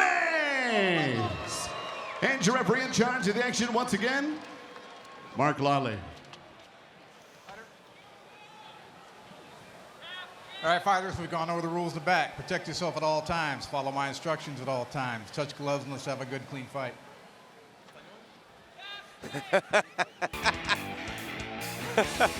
Gonzalez asking for instructions in Spanish. It's not happening, but I think he got the gist of it as we go to the tail of the tape. Both in the prime of their careers. Big height advantage here for Quintana, but the reach advantage goes to the long-armed Gonzalez. The final quarterfinal. 1 round, 5 minutes to book a spot against Bruno Canetti in the semifinals. Marlon Gonzalez is the #1 Peruvian fighter, featherweight and lightweight, coming out of Peru. Well, this is looks like a stand-up. This is like a boxing fight to start. And Quintana combinations. Yeah, Quintana establishing the jab and doing a leg kick there, holding the center of the Jaula. Such good movement of the head, the body by Quintana, but Gonzalez not that far behind him. Oh, 2 straight lefts, and then he goes for the takedown. Single leg here for Quintana. Quintana throwing the jab up, waits for Gonzalez to put his hands up. Beautiful time to go for the shot. Did not get the takedown, but he is the aggressor and up on points. Nice, beautiful leg kicks, chopping at the leg, chopping that tree down. Quintana's doing a good job. Well, that jab is electrifying for Quintana. Isn't it, Max? Catching every time. That jab is beautiful. Keeps landing it, jousting it out. Super fast. Very fast. Scoring points. Nice left hook, and I love how he follows it up. He doesn't just throw one punch, he's throwing 3 pieces. Quintana, at 17 years old, was ranked 4th in the nation in boxing, so boxing is his favorite form of martial art. But as we saw when he fought Eric Ghost Pepper, he has submissions as well. Quintana almost did not make weight, had to do it the second time around. Can you imagine not making the weight in the quarterfinals and see the Copa, the 100,000 slip away, especially when you're considered one of the favorites? Thankfully for Quintana, it all fell through as he continues. Let's see if he still works that jab, which has worked beautifully here in these first 90 seconds. Yeah, that jab is starting to show on the face of Gonzalez, but Gonzalez trying to land that right hand. He's landed once. He's trying to come over the top of the jab at Quintana, but he just can't hit the better boxer. Quintana rips to the body and comes up top. He's getting out of the way. Nice bob and weave, little bob and weave by Andres Quintana. 1-2 from Quintana. Runs the jab to the hook, and then he comes in with that big right kick, connecting repeatedly. The brow of Gonzalez showing the wear and tear of that jab. Just when you think you're in a boxing match, Quintana goes for a leg kick. Here he is trying to pummel in underhooks here. Knee off the break. Beautiful. Again, no elbows, no knees to the head. We haven't seen that in any of our Copa Combate fights this evening. And great boxing defense there from Quintana. Quintana with the underhook, going in for the cage pressure. Nice knee. See if he can get his head position. There it is. A little tight clench for a moment. And Gonzalez separates back to the center of the cage. Again, the jab catches. Well, he's doing some really nice combinations using hands and legs. Such a good straightforward fighter, precision. I think boxers would be jealous of this kind of boxing game that Quintana's showing. I think that's fair to say, Max. Oh, little left hook there by Gonzalez. May have left a mark. That was a beautiful left hook right on the butt. Usually when people shake their head no, that means yes. More of that jab. 1:35 to go here. It's been a stand-up fight. One attempted takedown by Quintana that was squashed as Gonzalez. Gonzalez doesn't look like a bad fighter here, Gil, but Quintana, again, like we saw with Gaito Flores, a different class as Gonzalez goes for the takedown. Yeah, Quintana has just trained with some of the best in the world. Oh, Gonzalez with the takedown, Quintana right back up. A lot of energy from Gonzalez. You can see, Quintana just has a variety. He can box, he can kick, he can wrestle. And he doesn't have that much time, Gil. Little over 60 seconds left in the one round that they get, and that's it. Oh, little right came up and catching Gonzalez on the chin. Quintana, 5-0 in Combate, 15-2 in his MMA career. Gold standard here in Combate Americas, showing you why with the boxing game. Gonzalez giving a good effort, but I like to see him just go ham here. He needs to just start swinging for the fences and hope something happens, because Quintana is tagging him up. Oh, into the body. Beautiful display of striking by Andres Quintana, and this is where the fight is starting to turn in Quintana's favor as the clear favorite, in my opinion. Incredible volume of punches by Quintana. Gonzalez caught him with the right, but then Quintana fires back. Almost clear here. And Quintana just being patient and picking all of his shots. Ooh, left by Gonzalez. But every time Gonzalez throws, it gets Quintana upset, and he unloads 5 or 6. Oh, looked like Quintana punched him right on the hip bone. Big left. That's that. Shoots in for the takedown, and it's defended, and it's round. Wow. I will say here, Gil, that was impressive by Quintana, and if he does advance, just a lot, he extended a lot of work there. There was a lot of punches, a lot of volume. Yes, impressive for Quintana. What a variety. We have seen the boxing, the control of distance, the head feints, the kickboxing, looking for the right time to go for the shot and close the distance. But Marlon Gonzalez is a tough opponent, And Quintana did put a lot out there, a lot of output, used a lot of energy. I'd say more than most of the fighters that have fought in the first round. Whoever goes and advances will fight Bruno Canetti. Canetti finished his match real quickly here. Juliana, he's going to be fresh. If it is Quintana, he wore a little bit, and he's got like 25 minutes less to recoup. And maybe you don't need the 25 minutes. Maybe you want to get out there and fight again. Here's some highlights, Max. Big overhand from Gonzalez. Quintana with that jab, straight right. Again with the jab, but Gonzalez comes over the top of the right hand, and then a 1-2, just a 1-2 right down the pipe for Quintana. Going in for the double leg. Doesn't quite get it, and the referee stops him. That's time. You know, the thing is, Quintana was throwing punches the entire time. So, I mean, if he advances, I don't know. We'll see if he advances. Let's throw it back up to Joe Martinez. We're not taking anything for granted. Could go any ways. Let's go back up to Joe Martinez. Well, ladies and gentlemen, after one round, we go to the judges. All three have it 10-9. Todos los jueces anotaron el mismo 10-9. El ganador por decisión unánime, your winner by unanimous decision, and moving to the semifinals, the Bullet, Andrés Quintana. Before we talk about Quintana, Gil, I think we saw something from Marlon Gonzalez. I mean, he's going to the deep end of the pool here. You're fighting here for the first time to the unknown. It was impressive, but he's fighting one of the favorites here. I think it's a learning process for him, and we look forward to seeing him again. Yeah, it's Marlon Gonzalez, you know, represented Peru. He represented terrific. He did a great job out there. Quintana is a tough draw. And you know what? I really believe that was the toughest first round quarterfinal fight. Yep. Whoever advanced there was going to be more tired. I think Quintana put more work than anyone in this first round. Just a quick observation from the brackets. 2 North Americans, 2 South Americans make up the semifinal. We'll get back into Copa Combate. The 4 winning fighters will sit and wait about a half an hour. In the meantime, the fights keep on coming. A special middleweight matchup, 185 pounds. Albert Gonzalez, James Porter. And here we go, ladies and gentlemen, 3 rounds. This in the middleweight division, making his way to the cage, fighting out of the blue corner from Fresno, here is Al Gonzalez.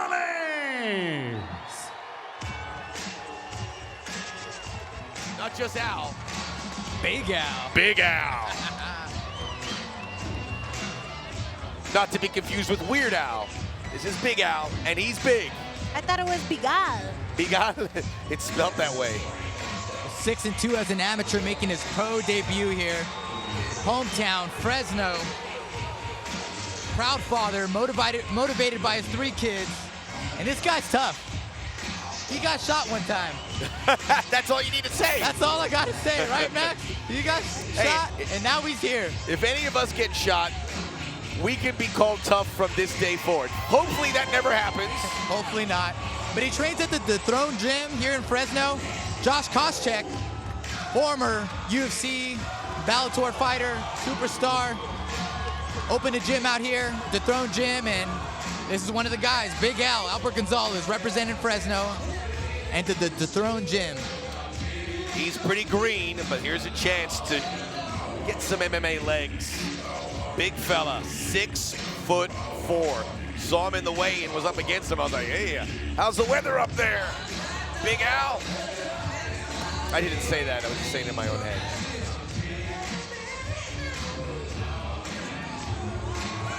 He's a beanstalk, man. Look at how tall that guy is. He's like taller than the octagon. And in great shape, too. Yeah, he's got the look, but let's see if he can do it inside the Jaula. He looks very physically strong. Looks like a skinnier version of Froggy Jose Estrada, just on stilts. Froggy Estrada on stilts. I got a good visual now. And his opponent making his way to the cage, fighting out of the red corner. Also from Fresno, here is James Porter. All right, James Porter also calling Fresno home, making his, both are making their professional debuts, both putting together good winning records in the amateur ranks. Porter, a blue belt in Brazilian Jiu-Jitsu, coming off the victory, but he hasn't fought since November of last year. Yeah, Porter's 24 years old. Started training his senior year in high school. 5 years later, here we are in his hometown of Fresno against another local. We'll see who the baddest 85-pounder pro debuter is in the town of Fresno. Yeah! Scream for me, Fresno! James Porter, Brazilian Jiu-Jitsu black belt, and he also teaches kids Jiu-Jitsu. I meant blue belt, excuse me. Did I say black belt? I meant blue belt. By the way, I want to say something about Fresno. I mean, this place in the Central Valley, a little bit isolated, but I will tell you, if you're from California, you know about Fresno. They grow everything here. They have livestock. They can grow down the road oranges, fruits, vegetables, And nuts. here we go, ladies and It's an gentlemen, incredible 3 place. 5-minute rounds You've probably scheduled eaten in something the from this middleweight town. division. Back to Joe. Introducing to you first, fighting out of the blue corner. Standing 6 feet 4 inches tall, he weighed officially 182 1/2 pounds. Tonight, he makes his professional debut fighting out of and representing his hometown of Fresno, California. Here is Big Gonzalez!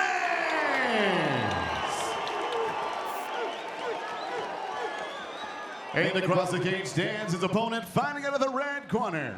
At 6 feet 2 inches tall, he weighed officially 185 1/2 pounds. Tonight, he too makes his professional debut, representing and fighting out of Fresno, California. Here is James Porter! And your referee in charge of the action, Jason McCoy. So a little tormented crowd here as they both have their Fresno fighters. But a fired up crowd, I love it. Touch gloves if you want it. Let's get ready to rock. Yeah, oh yeah! Oh, it's on. Oh, it's on. And worth reminding it, we're back to 3 rounds, 5 minutes here for this fight. We're done with 1-round fights here, so keep that in mind as we move towards the semifinals of Copa Combate. These are 2 big fellas, 185.4 for Porter, both up above 6 feet. Porter 6'2", Big Al 6'4". Oh, I guess it's not Big Al. I guess it is Big Al. Juliana's still hoping for it. Juliana, Well, you it's got just because we're in an all-Latin promotion, you Oh, know? Porter! Porter with the leg kicks. A third big leg kick. You can hear it through the Jaula. 5. Ooh, big old right hand for Big Al. You can tell there's a lot of friends and family of these 2 fighters, and there's an intensity from the crowd focused on this. Chance for Fresno to create some new fighters here at the professional level. What a moment. You remember your first professional fight, Gil? I do remember my first professional fight. I said, whatever you do, don't throw a haymaker, Gil. Ding, ding, ding. I threw a haymaker. Oh, Double big leg by Porter. double leg right into mount. Clearing the guard. And this could be over for Big Al if he doesn't get out of here and advance his position. He's You're stuck running in with mount. Big Al now. Well, because I hear his corner calling him Big Al. I thought it was Big Al. I don't even know what Big Al means, but We can do a Wikipedia search. Juliana, you remember your first professional fight? yeah, just like Gil said, I remember they were like, underhook, underhook. And I was like, didn't know what an underhook was. I think everything that I learned had been thrown out the window, and I was acting like that girl had stole my lunch money or something. And I was taking every bit of aggression in my entire life that I had pent up out on her. So yeah, I remember. It's pretty primal in there, Max. You try to be composed, but it's pretty primal. I'll listen to you guys. And Porter on mount right here, doing a great job of staying on mount. He's got it locked in. Good hips locking it in. Ooh, that was a mean elbow. That one left a mark. Oh, mean elbow. And now Big Al survive mode. As the mount, he creeps up closer to the shoulders. Yes, that's a high mount right there, Max. Creeping up under those shoulders right there gives you better control, more pressure on the chest of his opponent. Big punches. Gonzalez can do nothing. He's trying to shift the hips, but Porter's got him locked in. Here's the elbows firing down. Oh, brother. Give credit to Gonzalez. He's trying to squeeze out, but where do you go? You're like caught in a small space in an incubator.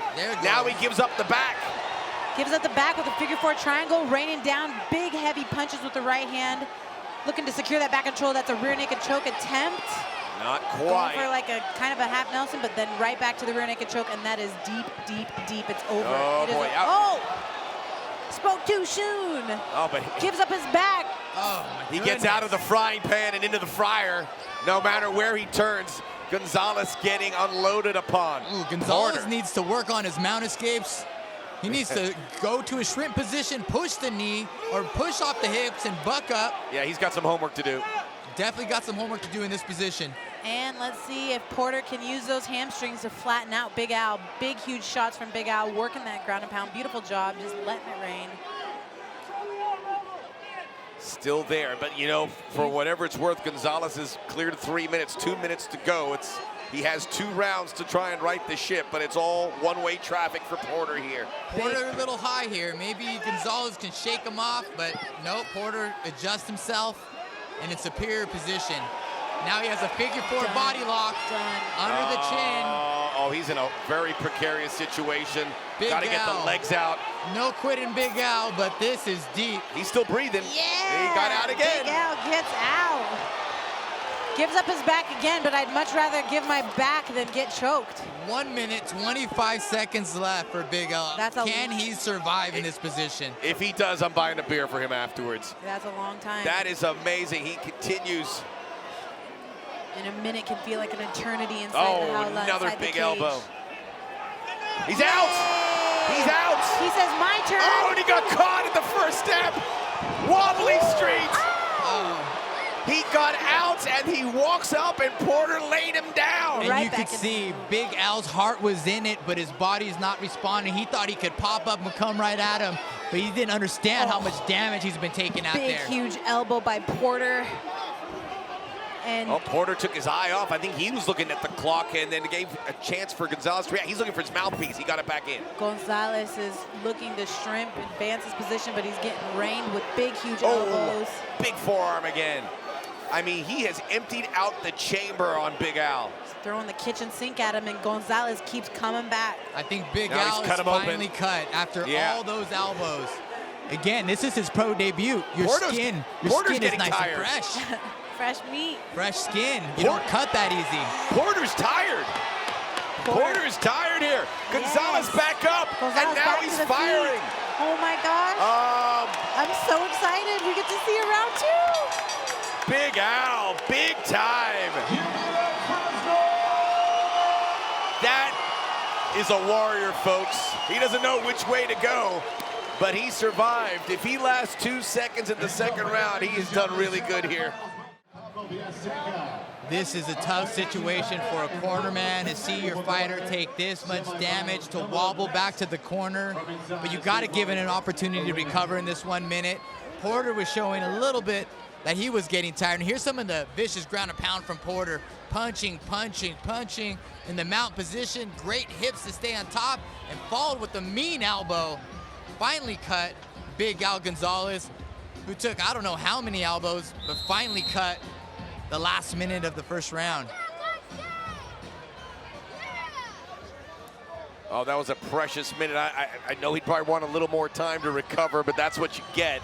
And here's the rear naked by Porter, going for it, but Big Al again, not giving up, able to get out of that rear naked choke. And here we are, round 2. Oh my goodness. Dude, How I'm about jazzed. you, Fresno? You are in the thick of it, Gonzalez. It is time to go.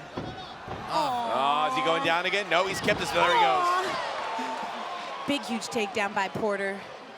Gonzalez hugging onto the head, trying to suck him up tight so that he doesn't rain down that ground and pound, vicious ground and pound from James Porter that we saw in the first round. At least Porter is in the guard of Gonzalez. Oh, here comes Porter passing to mount. Spoke too soon, Gil. It was momentarily, now he's in the mount. Was hoping Gonzalez would have somewhat of a guard to be able to hold him in there. And Porter passed with his blue belt. Gotta all the be way exhausting. To We'll call him the Porter pass because he's right into mount, and he sucked Gonzalez away from the cage. Oh, Gonzalez bridges over. Now he's in the guard of Porter. Nice reversal by Gonzalez, but looks like he's Porter trying to set up a omoplata, go-go plata. He's at a threat of a submission, but he gets out. Gonzalez should recognize now that Porter does have very elastic hips, so he has to be careful for those. Oh, Big Al. He's turned it. Back to the feet. Both connecting there. Gonzalez hit first. Porter responded. Well, these guys, the tank is empty, but see what they can come. We have a long way to go. Oh, Big Al got caught. Big, huge Lead overhand leg. right by James Porter. Follow with the lead leg kick. Going upstairs now, Porter. Gonzalez looking to close the distance. And Gonzalez is just a little bit telegraphed on his punches. He needs to set it up a little bit better. Nothing else, at least he is on even keel, standing up and able to throw. Porter missed wildly there. But a beautiful right hand by Gonzalez. Heroic stuff here from Gonzalez. Very heroic. To be in this fight right now in the second round, landing some right hands coming forward, shows a lot of heart. A lot of not surprised. We've been shot once and he's reversed it and turned the tide. Catching Porter. Oh boy. And Gonzalez just biting down on his mouthpiece and coming forward. Oh, he doesn't big right. care.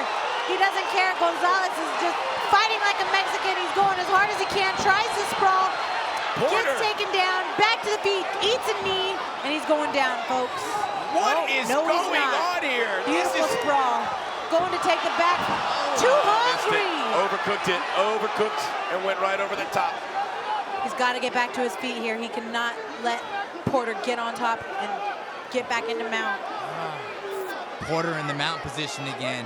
Big Al's gonna have to do some work to get out of here. All that work.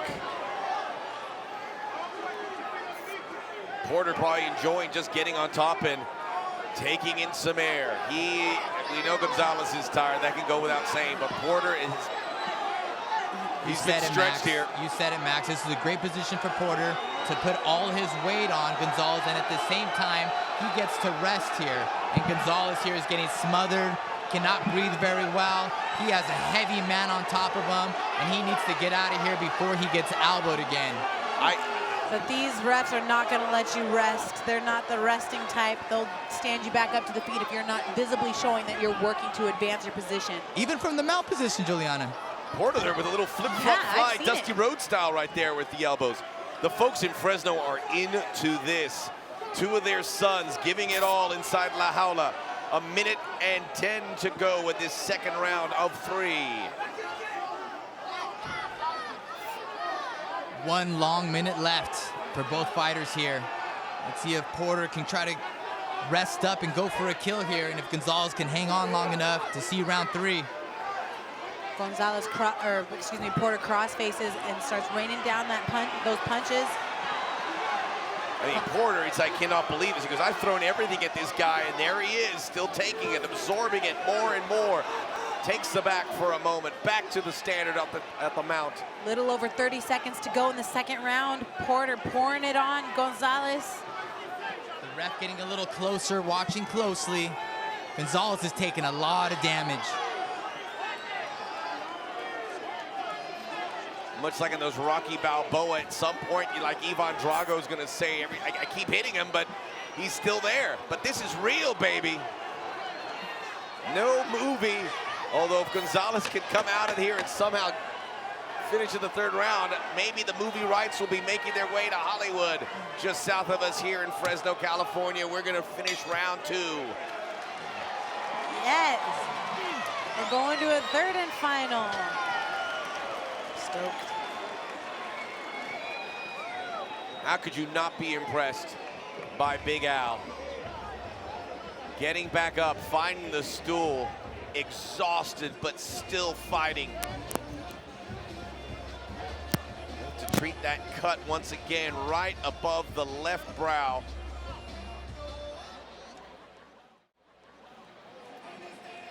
Probably needs a knockout here. I think it's safe to say Porter probably got those first 2 rounds. Definitely the first, possibly the second. Oh, absolutely. I believe those first 2 rounds were 10-8 for Porter. Such dominant position, dominant ground and pound in the mount position. I'll give credit to Gonzalez coming back here, landing some right hands and just going off of pure adrenaline, pushing forward, but Porter answers, comes forward of his own, big barrage of punches. Gonzalez trading back, running forward. Porter blocking and going for the takedown. Gonzalez trips up, gets back to his feet, but Porter sticking on him, ending up in the mount position, finishes the round in mount position. dropping vicious punches and elbows. Wait, they're going to take a look at Gonzalez about the cut. The doctors are in there to make sure that he's okay. He's taken a barrage. He's fine. Erring on the side of caution, but the doctors are giving it a good think right now. I'd like to see the doctors at least give him one more shot to go out there and throw some punches. They're going to do it. Yes, we're going, baby. To the delight of Juliana Pena. Yeah. He looks ready to go. Oh, he's ready.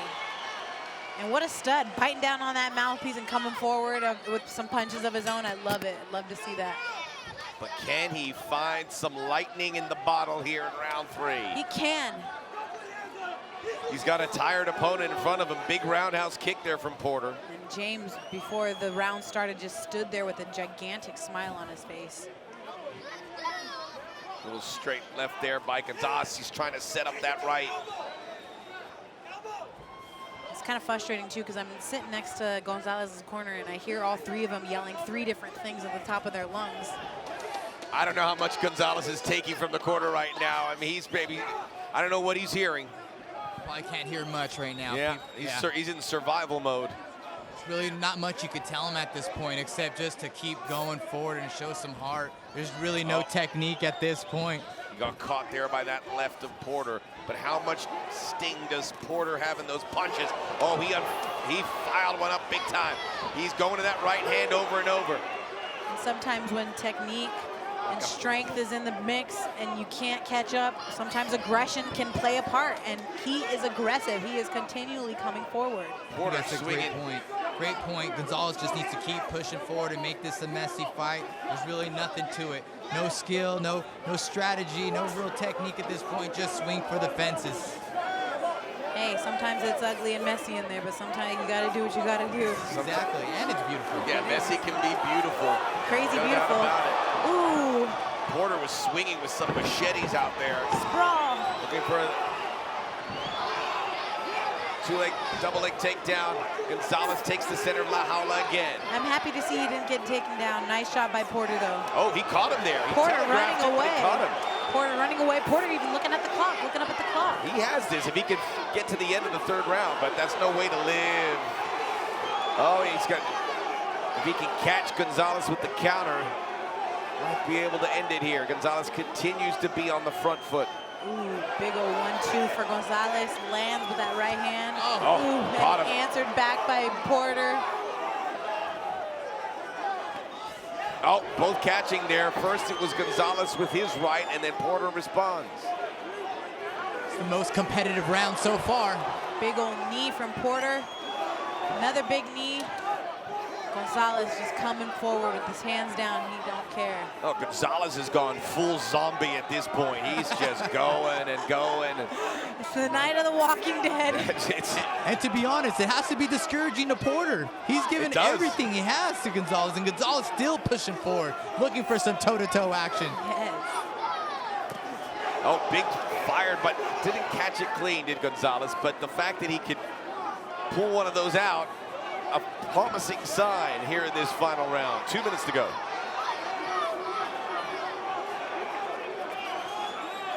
Just can't get much behind those punches. Just there's nothing. It's like spaghetti arms. He has gone to hell and back here. Nice jab by Gonzalez. Nice jab again by Gonzalez.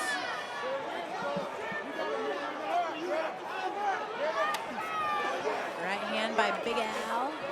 He's trying to get, but Porter has good defense. Oh, the right. How much more can Big Al take? My goodness. My Flush. goodness. Right on the chin and just drops Gonzalez. And Porter smartly advances to the mount position. You got to finish from here. This is not a resting position. This is a finishing position.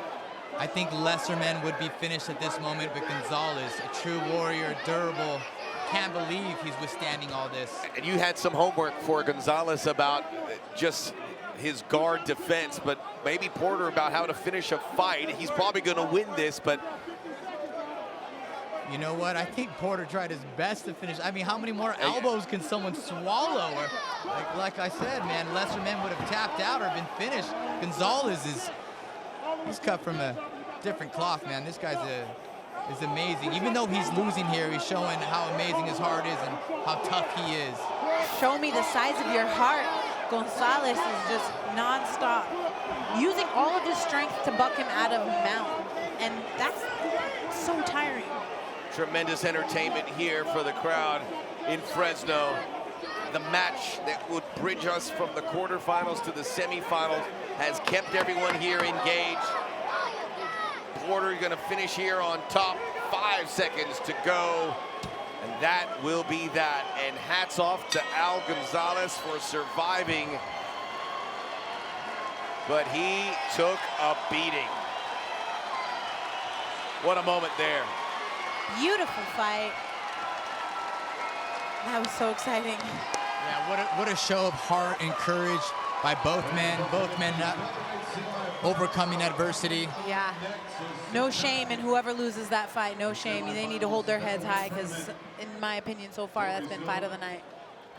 If you see, I may not get the chance, if you see Big Al Gonzalez later tonight in Fresno, ask him if he wants a beer or not. Just offer him what he certainly deserved. He definitely deserved that. Maybe he wants an iced tea, but he drinks for free tonight. What an effort. Yeah, buy that guy a beer. All right, to the highlights. That was the one in the third round that kind of sealed it up. Slept him. Slept him. Whoa. You say that, but he found a way to stay alert. Yeah, he did, man.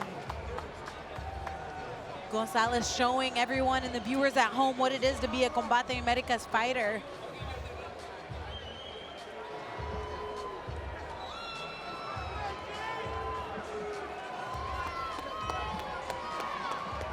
All right, so we're gonna get to the decision. We know what's coming, but what an impressive performance by two fighters in their hometown on their professional debut on a night where all the attention was shifted towards the Copa Combate tournament. These two young men showed an incredible fighting spirit and entertained the Save Mark crowd here in Fresno. Copa Combate America's biggest night of the year.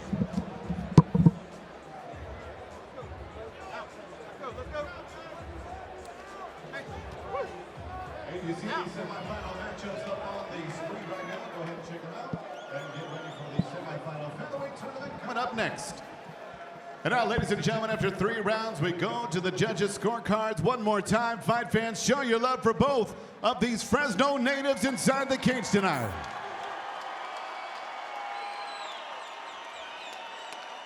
And here are the judges' totals: 30-26, 30-25, and 30-25, all for your winner by unanimous decision, James Porter!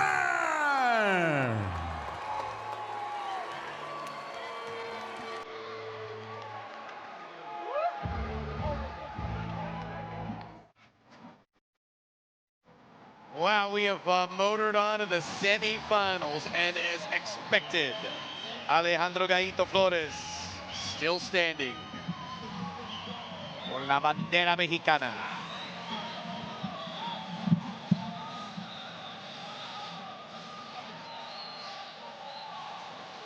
He's upped his record to 14-1. He's looking to make it 15-1 and 5-0 here in Combate Americas. You know what I like about Alejandro Flores is he's having a good time out here. He's embracing the moment. He's walking in. He's coming out to great music. He's jogging around the Jaula, acting like it's his Jaula, and going out there and just performing. I'm so happy for him, and you know, I can't talk about a more deserving guy just because of the pure fact that I train with him. This guy trains his tail off day in and day out. First one in the gym, last one to leave. He's completely dedicated. Moved to Chicago so that he could train full time. He's amazing, and I'm really happy for him to be advancing, and I'd like to see him win the whole thing if I say so myself. Oh my, Juliana. Sorry. Sorry.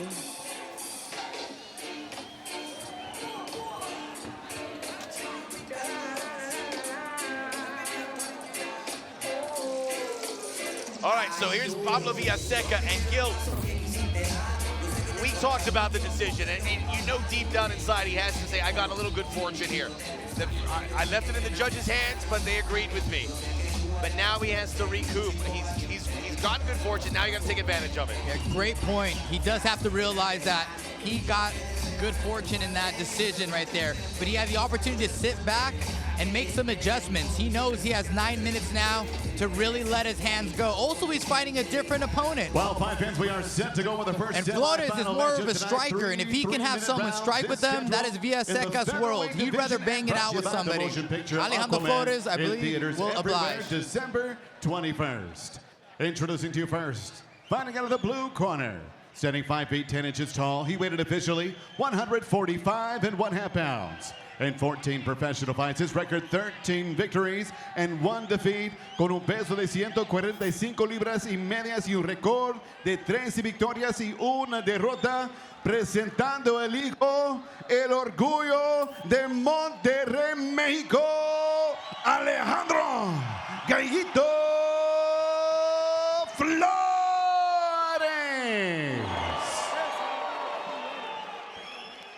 And his opponent fighting out of the red corner. Stands 5 feet 7 inches tall. He weighed in at the featherweight limit 146 pounds, and in 17 professional fights has 13 victories and 4 defeats, con un peso de 146 libras y un récord de 13 victorias y 4 derrotas, presentando de Santiago, Chile, el gallo Pablo Villaseca. And your referee in charge of the action is Mark Lally with the final instruction. All right, fighters, we've gone over the rules to back. Protect yourself at all times. Follow my instructions at all times. Touch gloves and let's have a good, clean fight. These stare downs are getting good. I like it. I like it. Come on, Goyito. Sorry. Okay, so Flores had the height disadvantage in the quarters. He has that advantage here in the semifinals over Villaseca and the reach. And the crowd, it is packed in here. It wasn't the beginning, it is packed here at the St. Martin Center, and the folks are entertained. What will we see from Villaseca? He was very defensive in that first fight. Has to get after it here, but the talent level of competitor has greatly increased. Yeah, talk about fresh as a flower. He just got pinned up the Jaula the whole entire time, and then he went to advance on, and now he's here. So good for him. Happy for him. Again, not the 1 round, 5 minutes, 3 rounds, 3 minutes. So prompt rounds here, and that's something that these fighters will have to get used to as well. Certainly, Pablo Sabori and Gustavo Lopez in the back looking on to see if any of these fighters get stretched and open up a possibility down the road. And Alejandro staying busy, goes to the head, goes to the body. Nice 1-2 by Alejandro Flores. And these are the fights, these 9-minute fights where guys are going to take more damage. You could already see Villaseca and Flores. This is a good striking matchup. Both guys willing to trade with each other. Where Flores, his first fight, had more of a grappler, was able to outstrike him and kind of dictate the pace. And Villaseca fought Requejo and was able to just kind of sit on the cage and rest. These guys are both going to scrap for this 9 minutes. Something we touched on in the quarterfinals regarding Villaseca. He went through hell to get to Copa Combate. His passport was held up. He was supposed to fly out last Saturday. Ended up going on a flight on Monday. That flight got canceled, so he arrives on Tuesday, had to make weight, get all his documentation in order, and he did make weight, and here he is. Yeah, he's definitely had a hard road in trying to come here in general. And he's looking to make a statement here. Doesn't want any sympathy. He's here to fight. So far, holding up well, although it is Flores the more aggressive and making contact, certainly with that left-handed jab. And Flores is busy. He's going to the knees. He's going to the inside kicks, outside kicks, and he's doing that little teep kick to that kneecap. I like to see him working, and he's staying busy. Flores finding his distance, landing that jab and staying out of danger. And a nice front kick to the lead leg of Villaseca. Villaseca calls him on, though. We're seeing something different from Villaseca. We didn't see the first fight where he was just holding on against the wrestler. Here he is getting some of his strikes out. Still second best for the most part, but you see why he's here in the first place. He's a good fighter. Oh, cross that right on the chin. Flores with the straight punches and the kicks. Villaseca trying to figure out how to close that distance and land that big left hook and throw bigger bombs. He's more of an inside fighter, so he needs to get inside. And Flores is fine on the outside, scoring points with the jab and looking for the right time to really attack. Little over 15 seconds here, 10 seconds in the first round. Thank God we get more time with these guys because they are pouring it on here. Oh, this is great from Flores, much like we saw in the first round, although it's not coming easy here. That time it was Villaseca able to close the gap, but missed over the top with that right hook. All right, 3 minutes goes by quick. It does. It does, and it's a different approach to the fight. You know you have 3 rounds, so this first round can be a little bit more of a filling out process. Though these guys were doing a lot of things, it was still a little bit more of a filling out. Both guys are gonna have to step it up the second and third round. I give this first round to Flores, but it was still a close round.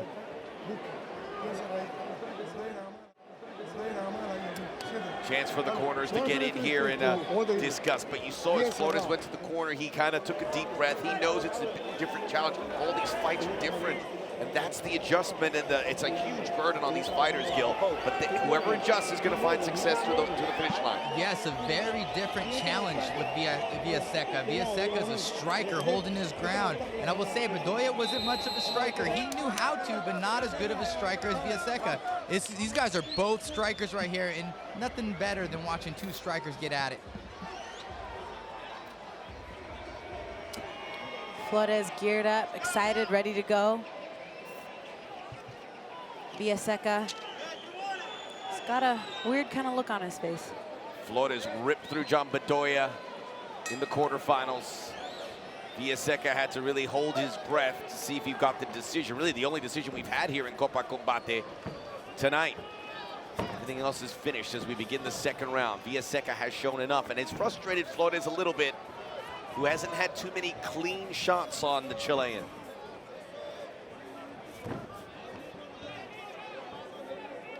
That electrifying pace we saw in the corners from Flores. He wants to take that next step closer to the final, and the guy he wanted to fight, Quintana, but we got to see what Quintana does after this one. And also he has Villaseca standing right in front of him. And this fight is starting to heat up. Villaseca knows he has to close the distance. I can see him trying to close that distance at the same time, not trying to compromise his form. There he goes with the big attack and shows he can get that leg all the way to the head of Flores. Oh, Flores is always out of the way. He's always moving. Yeah, Flores does have control of this distance here. Landing jabs, 1-2s, and out before Villaseca can really land. Villaseca can't get the timing of Alejandro Flores. And you could tell he's reacting to Alejandro's timing. Chile versus Mexico. Villaseca versus Flores. Some good signs here from Villaseca. If he just can close that gap here, Gil, a little bit. Oh, but he got caught right there. Right. Big, huge right hand by Alejandro Flores. He's trapped on a single leg. Villaseca trying to take him down, and Alejandro doing a good job of defending the takedown. Nice cross face. I'd like to see him dig for an underhook and jack it up, and he does. Beautiful head position. Good time there, Juliana, to try and go for that takedown, Villaseca. He had to. He didn't have a choice. He needed to do something. Quickly, we go through the second round. Again, 3 3-minute rounds. 1 minute left in round number 2. Beautiful head position by Alejandro Flores. Keep in mind the wear and tear these fighters will have to deal with. They want to hit that tape at the end in the final. Beautiful shoulder strikes from Alejandro Flores. He needs to suck him off of the cage, and he takes him down. Beautiful job. Flores looking to his corner for instruction and immediately was able to put Villaseca down, who gets his mouthpiece back. It's interesting that Flores is not jumping into the BJJ black belt Villaseca's guard. He's respecting his jiu-jitsu. Maybe a smart decision, maybe not. We will see. But Flores has the lead, and he's just sitting on it here. Why would you play into somebody else's game, you know? You got to play your game. I would make him stand back up if I was Flores. The inside of the left leg of Villaseca looking a bit like Hamburger. He's taking a licking there. His face also showing the wear and tear of the Copa. Trying to get up in that straight right. Flores looking to finish it here. But we'll go to the third round.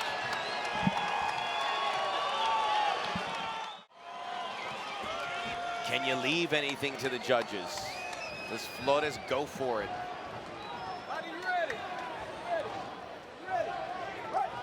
So much to think about in the process to lifting the Copa Combate. Here, the featherweight division. One fighter's gonna get a whole lot richer, and for all the others, tough toodles.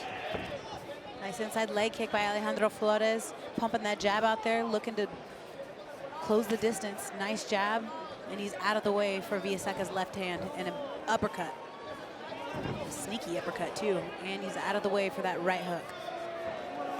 Flores looking pretty good. If Villaseca was somehow to win this fight, I would think there'd have to be a long look because he's taking a lot of wear and tear. But he's gonna have to do a lot of work to even consider that at this point. Well, I believe for Villaseca to win this fight, he's gonna need to get a finish or a 10-8 round or something big here because he's behind 2 rounds to none on the scorecards. Gallito Flores, he debuted at 145, went down to 135 pounds, and now back to 145 where he feels comfortable. And he's out of the way. Anytime Villaseca tries to come in and close the distance, Gallito is to the left, to the right. He's like a springboard in there. He's moving, constantly moving, spinning back fist, follow with a right hand, pumping that jab. He's emptying everything here. Gallito Flores showing Villaseca a lot, and in that thing, showing his opponents in the back that he might fight in the final a lot as well. You've got to educate yourself here if you're involved still. Soak it all in. And I love that every time Villaseca tries to come in, Alejandro's teep kicking him right to that kneecap and stopping him from coming forward. Oh, big left hook, but Villaseca got a little bit of Flores in the process. And again, Villaseca with the left. Villaseca, 1 minute left to make something big happen here. He's had some decent moments, but Alejandro Flores just too fast. Great movement, long, fast kicks, straight punches, good jabs. Alejandro showing like he wants to do a flying knee, bicycle knee, something. And I saw him showing it. Nice jab, nice stiff jab.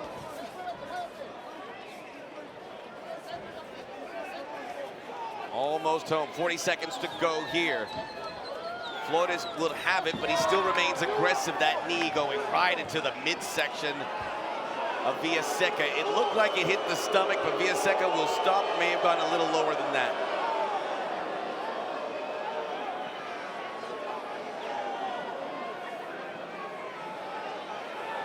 You'll get 5 minutes to recuperate.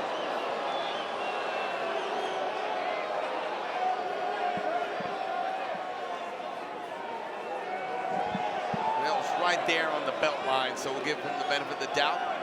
And now he has 30 seconds to unload. Let it all hang out here, Villaseca. A little over 20 seconds in the third and final round. Villaseca comes back out, he's ready. Or hitting off on that lead leg. The lead leg has taken a lot of damage from Villaseca.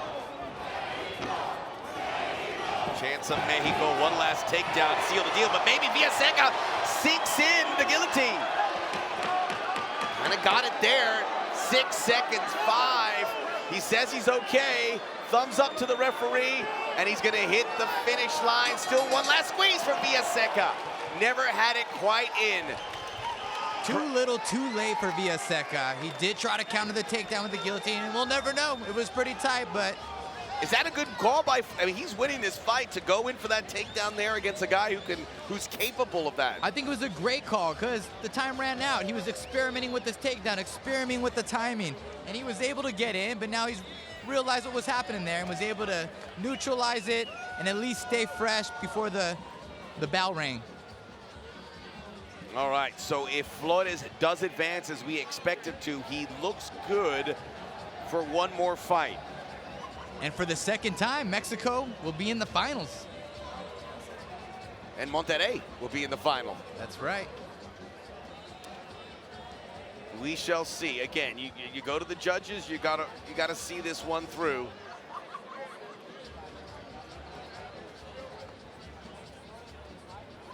But Alejandro Flores, expected to be the guy to beat, looks every part of that through 2 fights. #2 ranked featherweight throughout Latin America.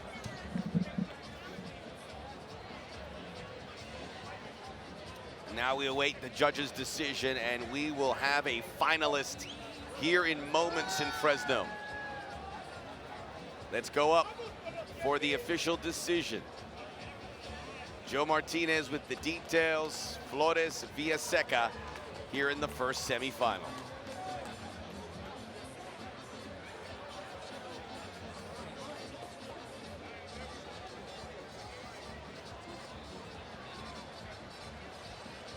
One quick look back at the highlights.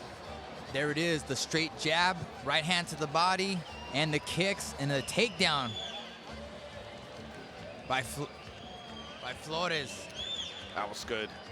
And some good ground and pound here. Villaseca trying to make it a grappling match, but Flores neutralizes it.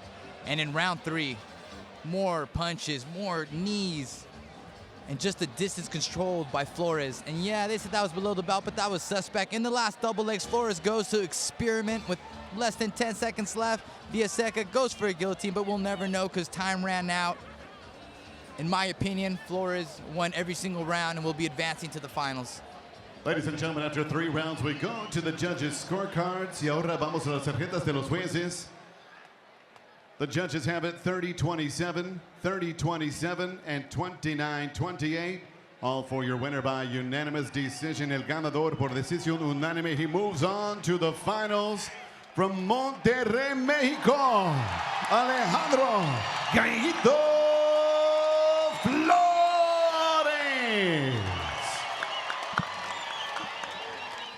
Very popular decision, very popular fighter here, and Gallito Flores also showing the body language like, hey, I'm good. Whether that's the case inside, because he's gone through a lot already tonight. And now, fight fans, we are set to go with the next semifinal tonight. 3 rounds, this in the featherweight division. And making his way to the cage, fighting out of the blue corner from New Mexico, here is Andres Quintana. The bullet.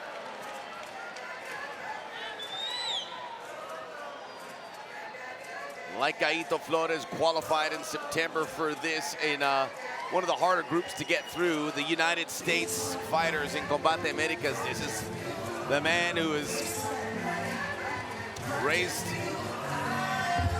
to the top, and now he's in the semifinal, one step away from a final that everyone would pay to see.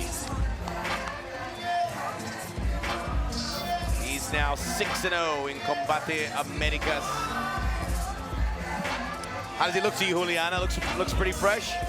Yeah, I'm just worried about how his hands are holding up. I mean, he might be fresh, and Eduardo said he had no injuries, but he was throwing so many punches, and they were with bad intentions, every single one of them, you know? So you got to wonder how are actually all of the fighters feeling? Are any of them injured and they're just not saying it so that they could keep their poker face on? Yeah. You can't show too much on the outside. You got to look like you're ready to go at all times. But as you know, and both of you have been there, fighting takes a toll. Yep, and having your game face on at all times, even when you feel pain, is very important. You gotta always show your opponent that you're fine. And his opponent tonight set to make his way to the cage, fighting out of the red corner. From Argentina, here is Bruno Canetti. Bruno Canetti is such an unexpected gem in this tournament. I haven't seen a lot of Argentinian fighters, but to have this guy fighting for us is such a blessing. And he definitely impressed me with that first semifinal fight. It was a beautiful job done. He went in there, took care of business.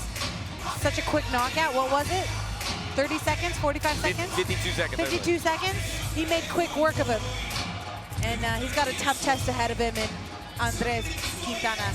And you hate to see both of these guys get knocked out because I think that they're good enough to be the qualifiers to the very end, you know? Yeah, Juliana, any of these guys could have been in the finals if they were on the opposite side of the bracket. But it is what it is, and now they're against each other in the semis. And we haven't seen much of Canetti, but he is dense, he is durable, and he was impressive his last fight.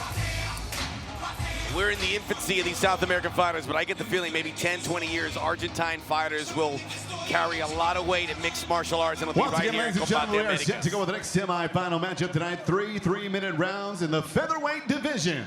Introducing to you first, fighting out of the blue corner. Standing 6 feet even, he weighed in officially 145 1/2 pounds. In 17 professional fights, his record, 15 victories and 2 defeats, con un peso de 145 libras y medias y un récord de 15 victorias y 2 derrotas. From Roswell, New Mexico, here is the Bullet, Andrés Quintana.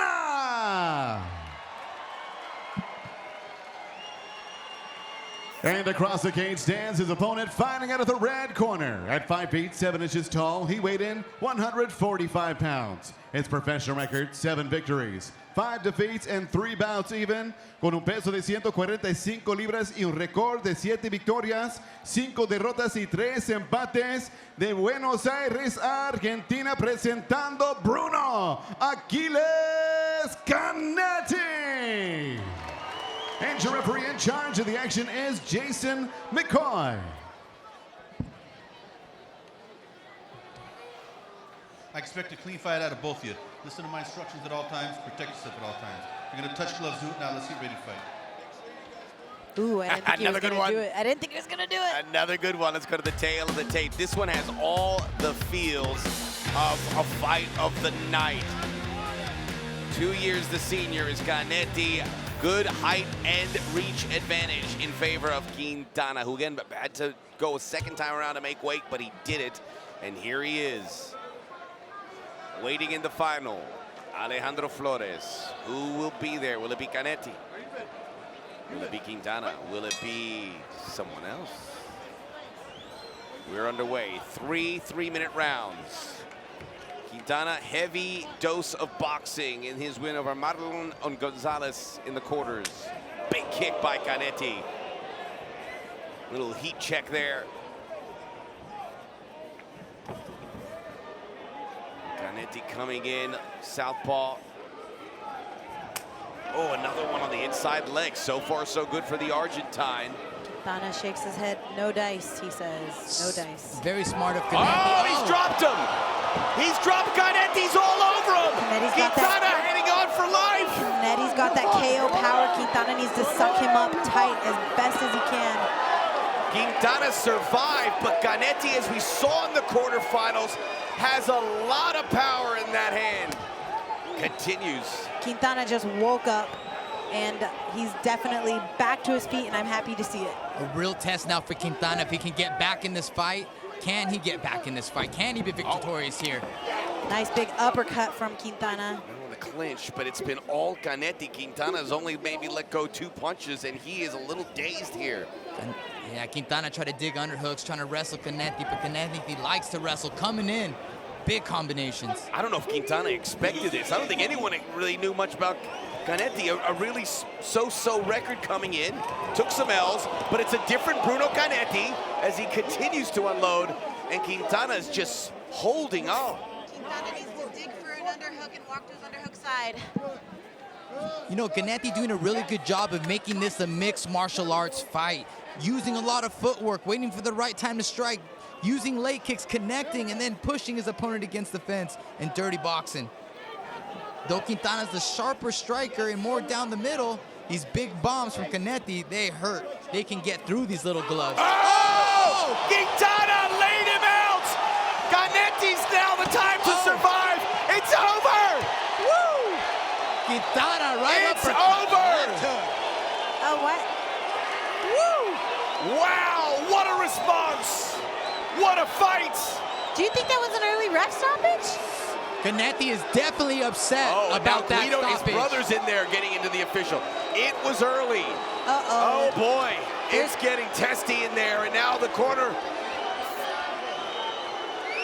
And Blue to save the day and getting the ninja out of the cage because that guy's throwing chairs around. Wow. He's super mad, saying, why the heck did you stop that fight? Yeah, you dropped him, but you didn't finish him clean. I think we were robbed. I think we were robbed there of some more action, at least a true finish. Definitely. Quintana had the opportunity to recover.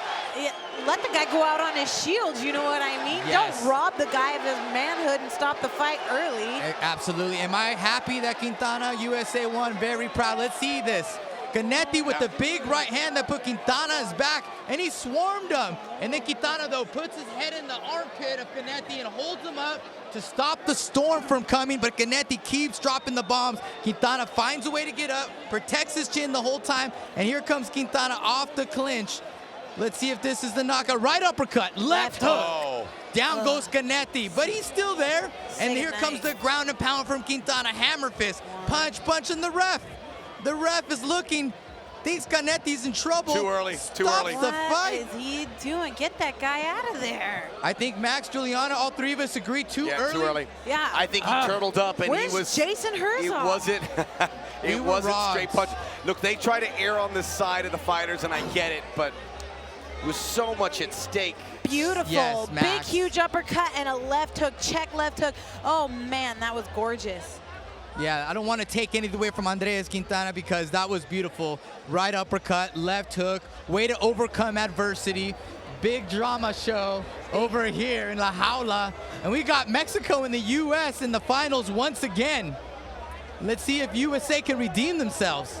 Big drama show. I don't know what Campbell and company have in store for 2019, but I want to see this fight again, February, March, whenever again. There's some unfinished business here. Unfortunately for Canetti, it won't be for $100,000. It won't be for the Copa Combate, and this has to be a sleepless night for him. It doesn't mean he's gonna come back and win it, but to know that you probably had your wherewithal and not get that chance has to be disappointing. Yeah, especially when you had some momentum. Things were going well. You knocked down the #1 seed Quintana. It was your turn to overcome adversity, and it was a bummer to see. But yes, now we have a storyline. Canetti wants to come back. He has an opportunity because Combate Americas, we love it. We love him. We love him. He did a great job out there, and he'll come back. But rightfully so to be upset at the referee. And good for Canetti to go there and not say anything. He's wiggling his finger, but he's not taking it out on our official here as You we know look at what. He put a flurry of punches on Quintana, and the ref didn't step in to save Quintana All right, then. good point. You know, and he had a big barrage of punches, way more than Quintana got off. Yeah, that's what's so confusing. 1, 2, 3, 4, 5, and then he just stops it. Oh, beautiful uppercut to a left hook. Oh, it was gorgeous. I mean, he was going to win anyway, so you might as well let him, finish it out. You know what? The sad thing is we'll never know how Canetti would respond. We'll never know. All right, let's go to Joe Martinez for the official. Ladies and gentlemen, the end comes to the official time. 2 minutes, 5 seconds. Round number 1, 2 minutos, 5 segundos de primer asalto. Referee para la pelea. El ganador por knockout, your winner by way of knockout, the Bullet, Andres Quintana.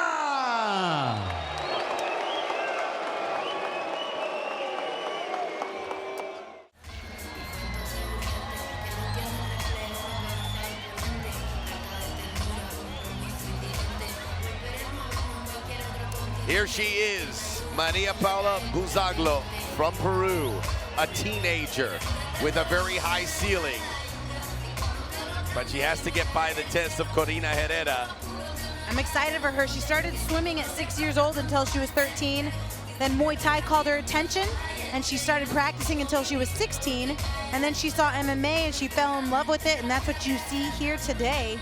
She liked that it was a complete sport, and she loves to fight.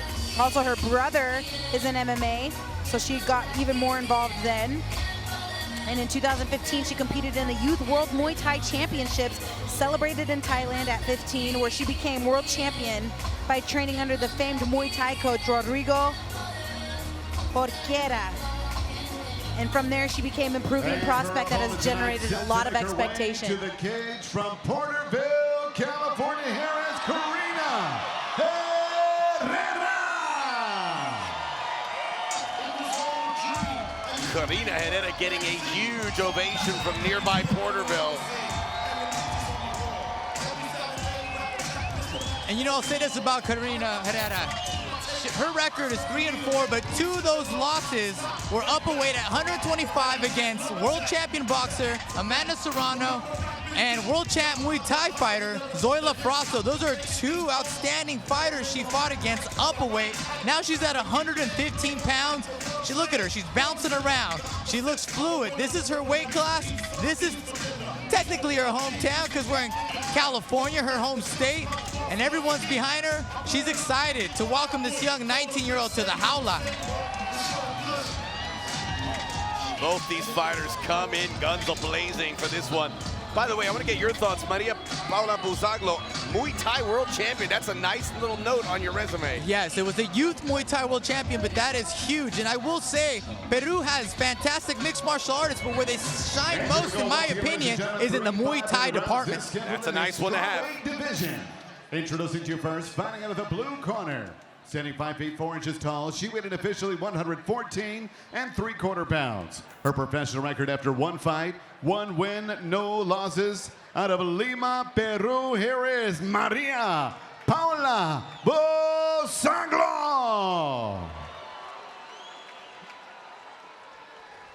And across the cage stands her opponent, fighting out of the red corner. At 5 feet 2 inches tall, she weighed in officially 115 pounds. She enters the cage tonight for the 9th time as a professional. Fighting out of and representing Porterville, California, here is Karina Herrera. And your referee in charge of the action is Mark Lonley. What a moment for Karina Herrera to have that ovation and to fight.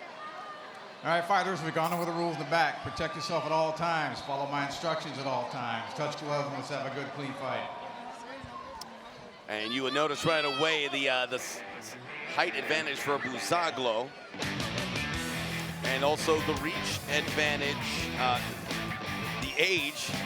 And this is a big deal. When you're 19, I mean, you're wet behind the ears, Gil. Yeah, you know, a lot of years in age, but more importantly, experience in La Jaula. 2 professional fights for 7 professional fights. Herrera has been in the Jaula with champions. Well, let's see if the Muay Thai skills come into view as they meet in the center of La Jaula. Herrera has been a ball of action since her walkout, and that continues inside the cage here. Both with some range finders with the kicks and now going to the standard game. A little feint punch there by Herrera. What I am seeing from Buzaglo, she has the kicks. She can get that leg all the way up to the head of Herrera right away. Herrera has to be ready for that left kick that keeps coming up. She's throwing it like a jab. See some good boxing skills there from Herrera, and she comes in hot. Big looping right hand. And then a big straight right from Buzaglo, and she's got her up against the cage. And then it tries to meet her upstairs.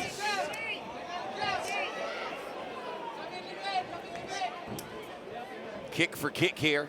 Yeah, Buzaglo, you can see that Muay Thai. As soon as Herrera kicks, she responds with the kick, controlling the distance, doing very good timed Muay Thai, disciplined striking. Herrera a little bit more of a bulldozer, pushing forward with the jabs, willing to eat some punches. She needs to push forward more and try to close that distance. Test the wrestling of Buzaglo.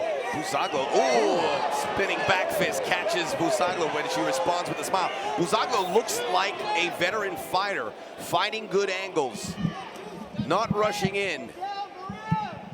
Yeah, great point, Mac. She does look very seasoned in Muay Thai, very comfortable on her feet, controls the distance. She's been here before. 3 5-minute rounds for this bout.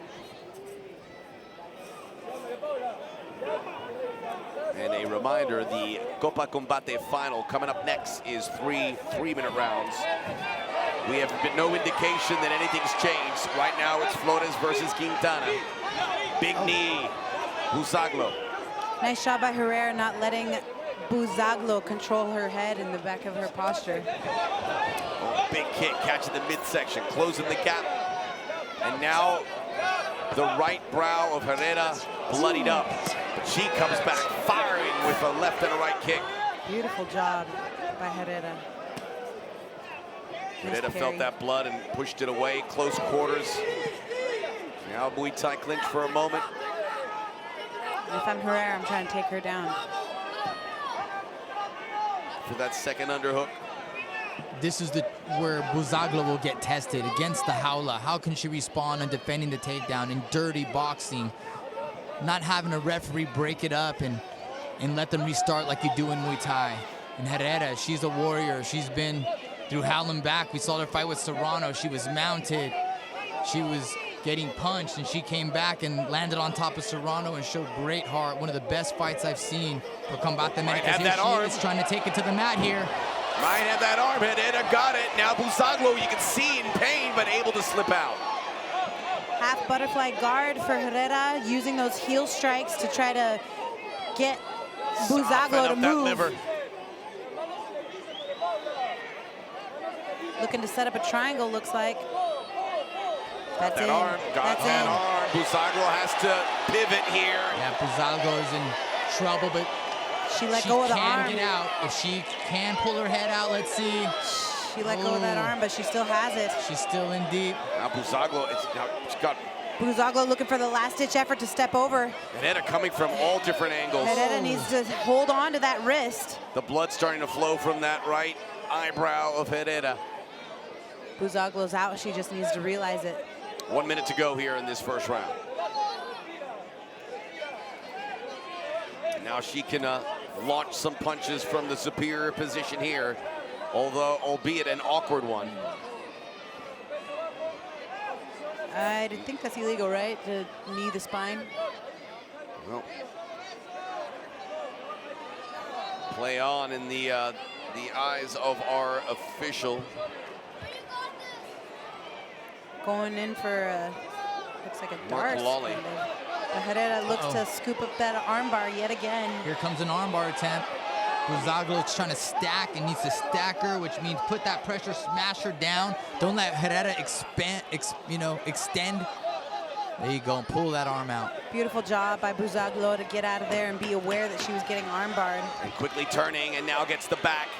5 seconds to go. We're going to go to a second round here as Buzaglo still unable to unload, and a big elbow on the way out. And Herrera faces her opponent as the bell rings.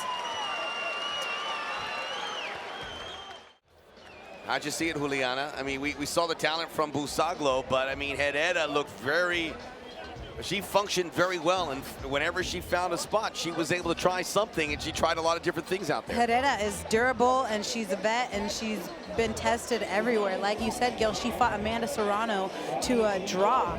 And, you know, if you're going to a draw with Amanda Serrano, then you know that you can have what it takes to fight a girl who's only got, you know, relatively 3 fights. That's it. Or 2 fights, excuse me. 2 MMA fights, I should say. Yes, her career is in diapers. Yes. As I like to say. And she is in diapers herself. Like we all have said many times, she just turned 19 2 days ago. She's got a lot of promise. And she's game. Look at the look on her face. She's ready to go. I mean, she's a gangster, dude. You walk down the street, you see her. I don't think you would expect this is her profession, but there you go. That's how it seems to be nowadays. You really don't know who trains on the street. Right. Might be a guy in a suit, not looking very tough, but is very trained in mixed martial arts. This does not apply to you too, but for someone like me, don't pick a fight with someone you think you brought up, because you never know. You never know. I don't pick fights. Violence is it's a public service announcement for everyone out there. Violence is for the octagon only. Great balance on that, and a big kick there to catch Herrera on the brow. And this has been an exciting fight so far. We're only into round 2 right now, and these girls are swanging. Yeah, they are. They're really going for it. Buzaglo, I think, is the more disciplined striker, the more focused and straight punches, more technical. But she loves to get aggressive out there. But I think that brings Herrera right back into the fight. Herrera's an aggressive fighter. Did an unorthodox takedown. Not too sure how she got Buzaglo down on the mat in the first round. But she needs to make it messy. Faint punch just wasn't close enough to Herrera for Buzaglo. Trying to set up the kicks here. Herrera catches with a good right, but then Buzaglo responds with the right of her own. Big sweeping right hand across Herrera's face. Both kicking at the same time. Buzaglo's lands a little more clean. You could hear Buzaglo's kick there. Nice parry by Herrera. Goes over the top with a big right hand, but misses. And Buzaglo returns with her own. Yeah, Again, changing the levels. Buzaglo really using that 2-inch reach advantage. It looks like more. It looks like more, right? And that's the skill of her Muay Thai. Again, Peru, great at mixed martial arts, but I think they really stand out in the Muay Thai department. Beautiful left kick by Buzaglo. Herrera's closed the gap in the process. She took a few licks on the way in, but she's gotten where she wants to be. Exactly what you said. This is where she wants to be, Max. Working the takedown, dirty boxing, looking to get it in when she can. Knee up. Big Stairs elbow for over Herrera. the top for Herrera.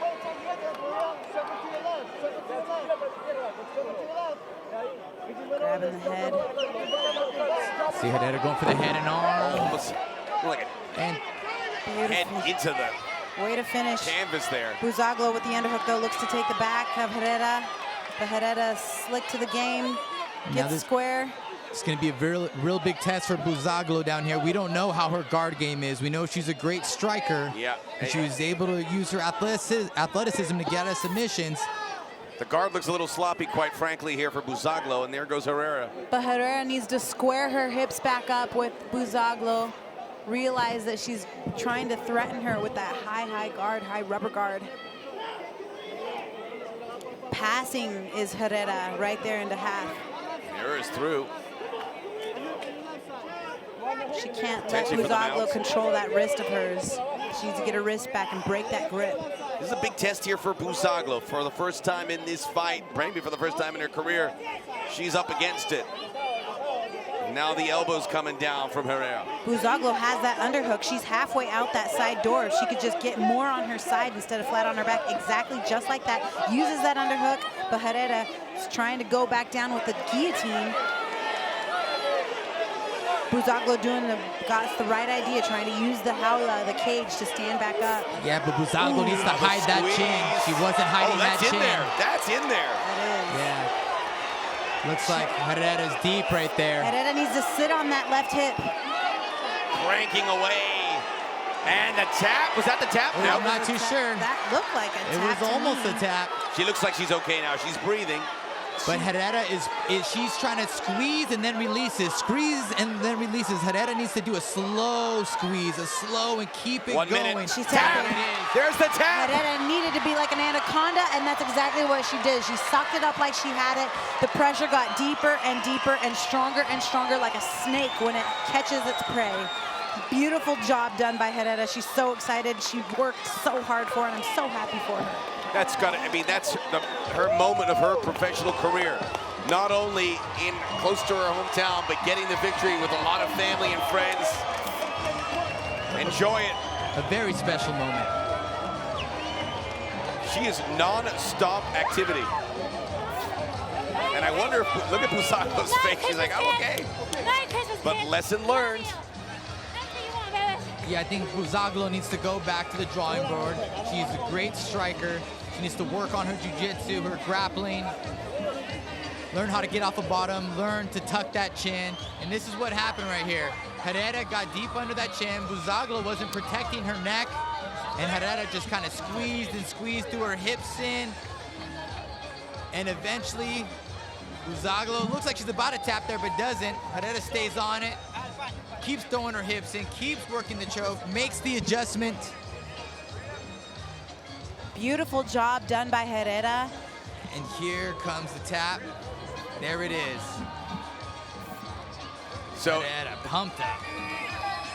so Gil, with a little homework for Buzaglo. You've had to give a little homework out to some of these fighters, but this is something she has to learn. She had this fight. Yeah, definitely some homework, but also going to take a lot of repetition, a lot of sparring, grappling rounds, put herself in these horrible positions, and learn to be comfortable there. Learn how to protect your neck. Learn how to get up off the bottom. First round, we saw a lot. The talent bubbling up to the top for Maria Paula Buzaglo. And then a triangle attempt by Herrera, but Buzaglo able to pull out. Here's the second round. Herrera closing the distance, great body shots. Buzaglo counters with the tight clinch, lands some knee. Herrera pushing the takedown, gets the takedown. Buzaglo leaves her neck out there. Herrera takes it and celebrates after she gets the guillotine submission. She had the right idea. She had the underhook. She just didn't follow up with the underhook. She didn't know what to do. She didn't know how to celebrate. She was, you know, she's had some tough decisions. And what a lovely moment there. Well, ladies and gentlemen, here comes officially goes in just 1 second. Round number 2, submission by guillotine for your winner, Porterville's own Corina Herrera. Her 9-year-old daughter, Alina, joining her in the Jaula. What a nice moment for Corina Herrera. She moves on to 4-4. All right, we started with 8.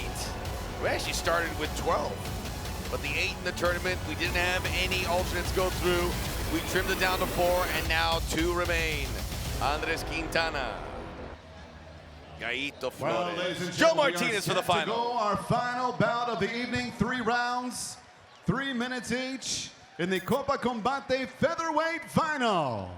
And set to make his way to the ring first, fighting out of the blue corner from Monterrey, Mexico, here is Alejandro Flores.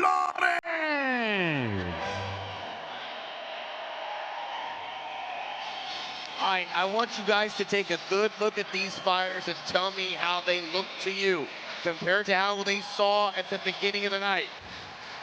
This is your guy, your Chi-Town Heat. How does Alejandro Flores look as he comes out for his 3rd fight?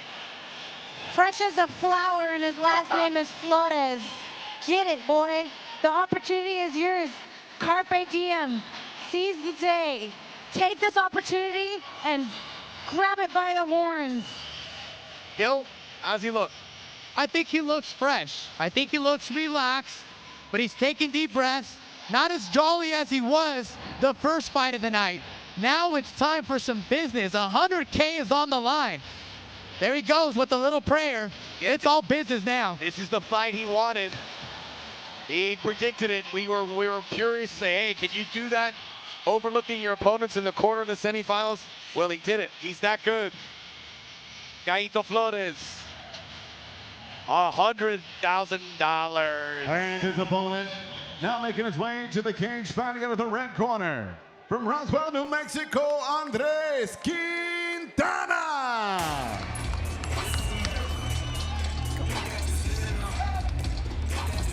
All right. Juliana, you just saw Quintana come out. It's his 3rd fight. Yes, and he, like Gilbert has mentioned many times, he has had the toughest road to the Copa. And I gotta say, I'm rooting for him too. That's why this is so hard for me, because he's American and I think he's so good. And I think that he's skilled, but I gotta also root for my training partner.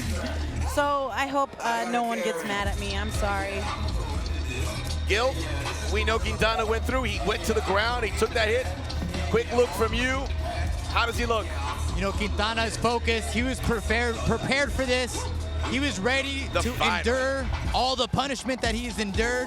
If anyone can get knocked down in a fight and get back up and win a Copa, I believe it's this man, Andres Quintana. Both these guys got respect for each other, and I know they're gonna go at it.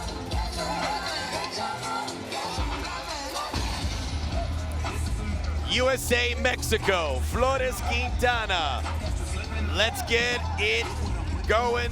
Let's give somebody a stack full of money and a massive trophy. This is what it's all about. And now, ladies and gentlemen, live around the world from the Save Mart Center here in Fresno, California. It is time for the main event of the evening. 3 rounds scheduled this for the Copa Combate featherweight title. Brought to you by Aquaman, in theaters everywhere, December 21st, sanctioned by the California State Athletic Commission, the Executive Officer, Andy Foster, and Chairman John Carvelli. The 3 judges scoring at cage side, Ralph McKnight, Marcos Rosales, and Brandon Salcedo. And when the action begins inside the cage, your referee in charge, Jason McCoy. And now, ladies and gentlemen, the judges are ready, and the fighters are ready. Fresno, make some noise if you are ready!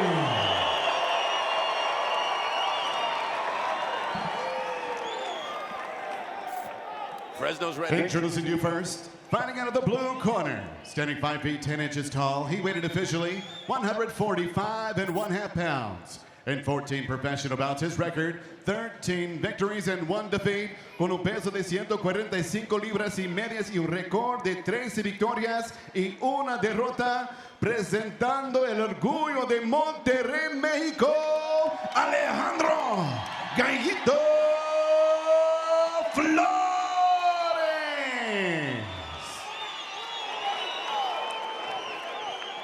And across the cage stands his opponent, fighting out of the red corner. At 6 feet even, he too weighed in officially 145 1/2 pounds. In 17 professional fights, his record, 15 victories and 2 defeats, con un peso de 145 libras y medias y un récord de 15 victorias y 2 derrotas, presentando de Roswell, New Mexico. Here is Andres, the Bullet Quintana.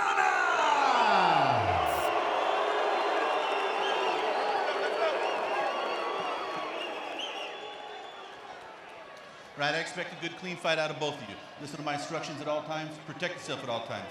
Touch gloves, let's get ready to fight. Tail of the tape, and there they go, both 27. The height advantage to Quintana. The reach is level, and they're weighing the same. Come on, he looked exactly the same height Yes. when they were in the face-to-face. They did. Two young lions right here, going for the Copa. Jason McCoy, the official, the same official that had the Quintana Canetti fight. You guys, this is such a good fight. Seriously, this is such a good fight.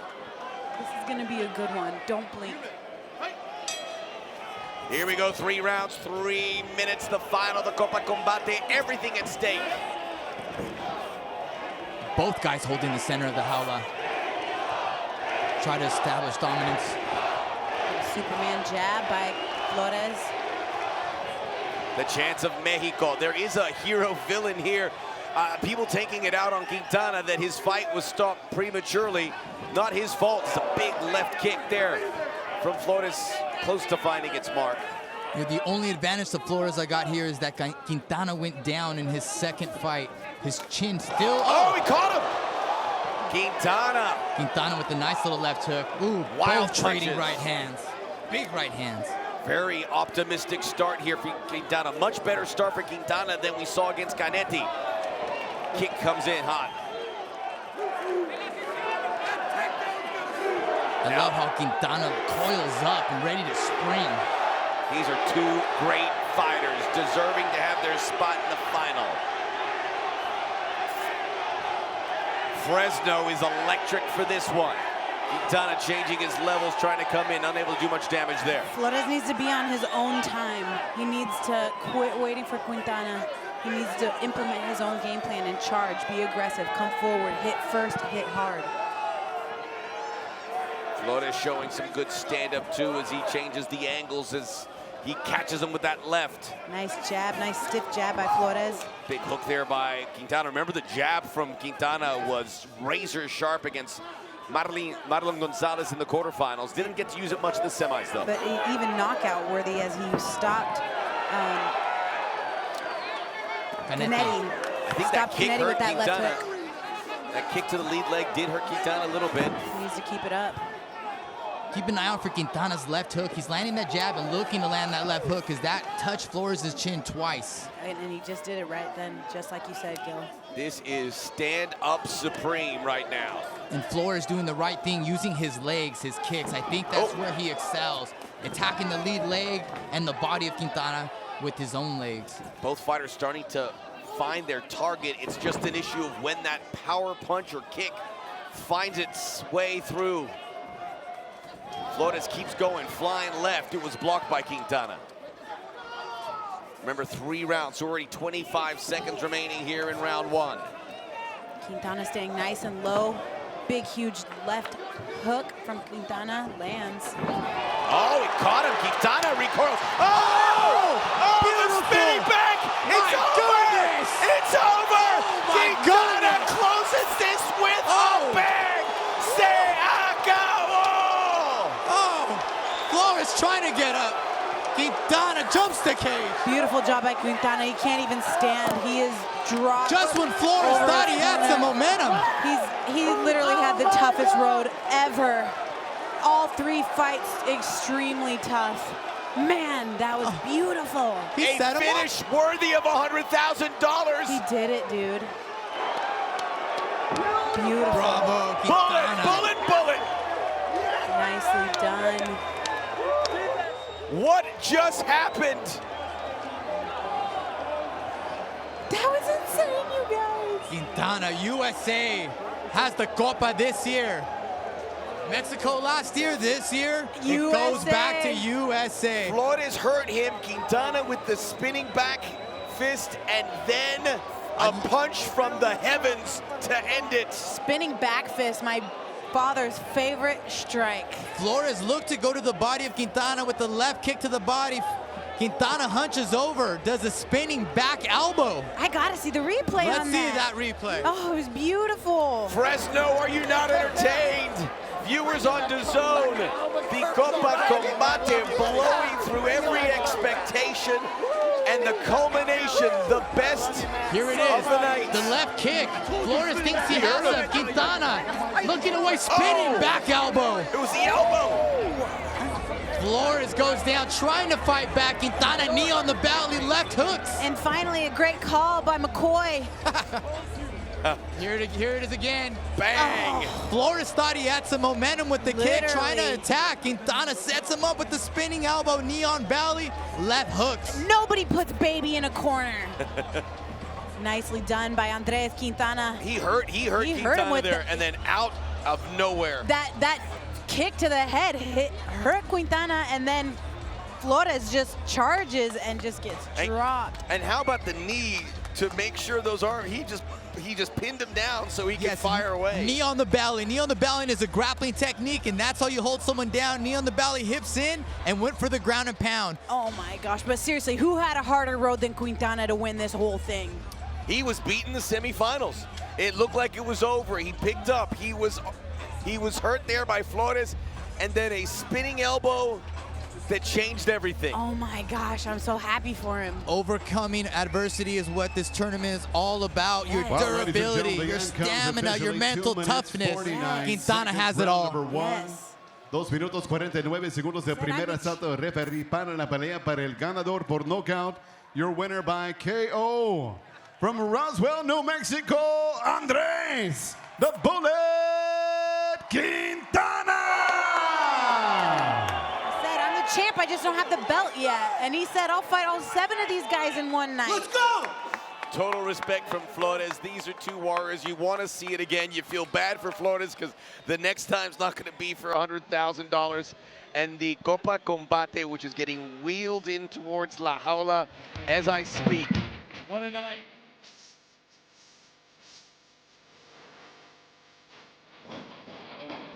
And $100,000 on behalf of everyone here who makes this production possible. All the folks who worked at my guy Fabian Angelis in the truck, bringing you all the images. On behalf of Juliana and Gilbert, this is Max. We'll see you in 2019.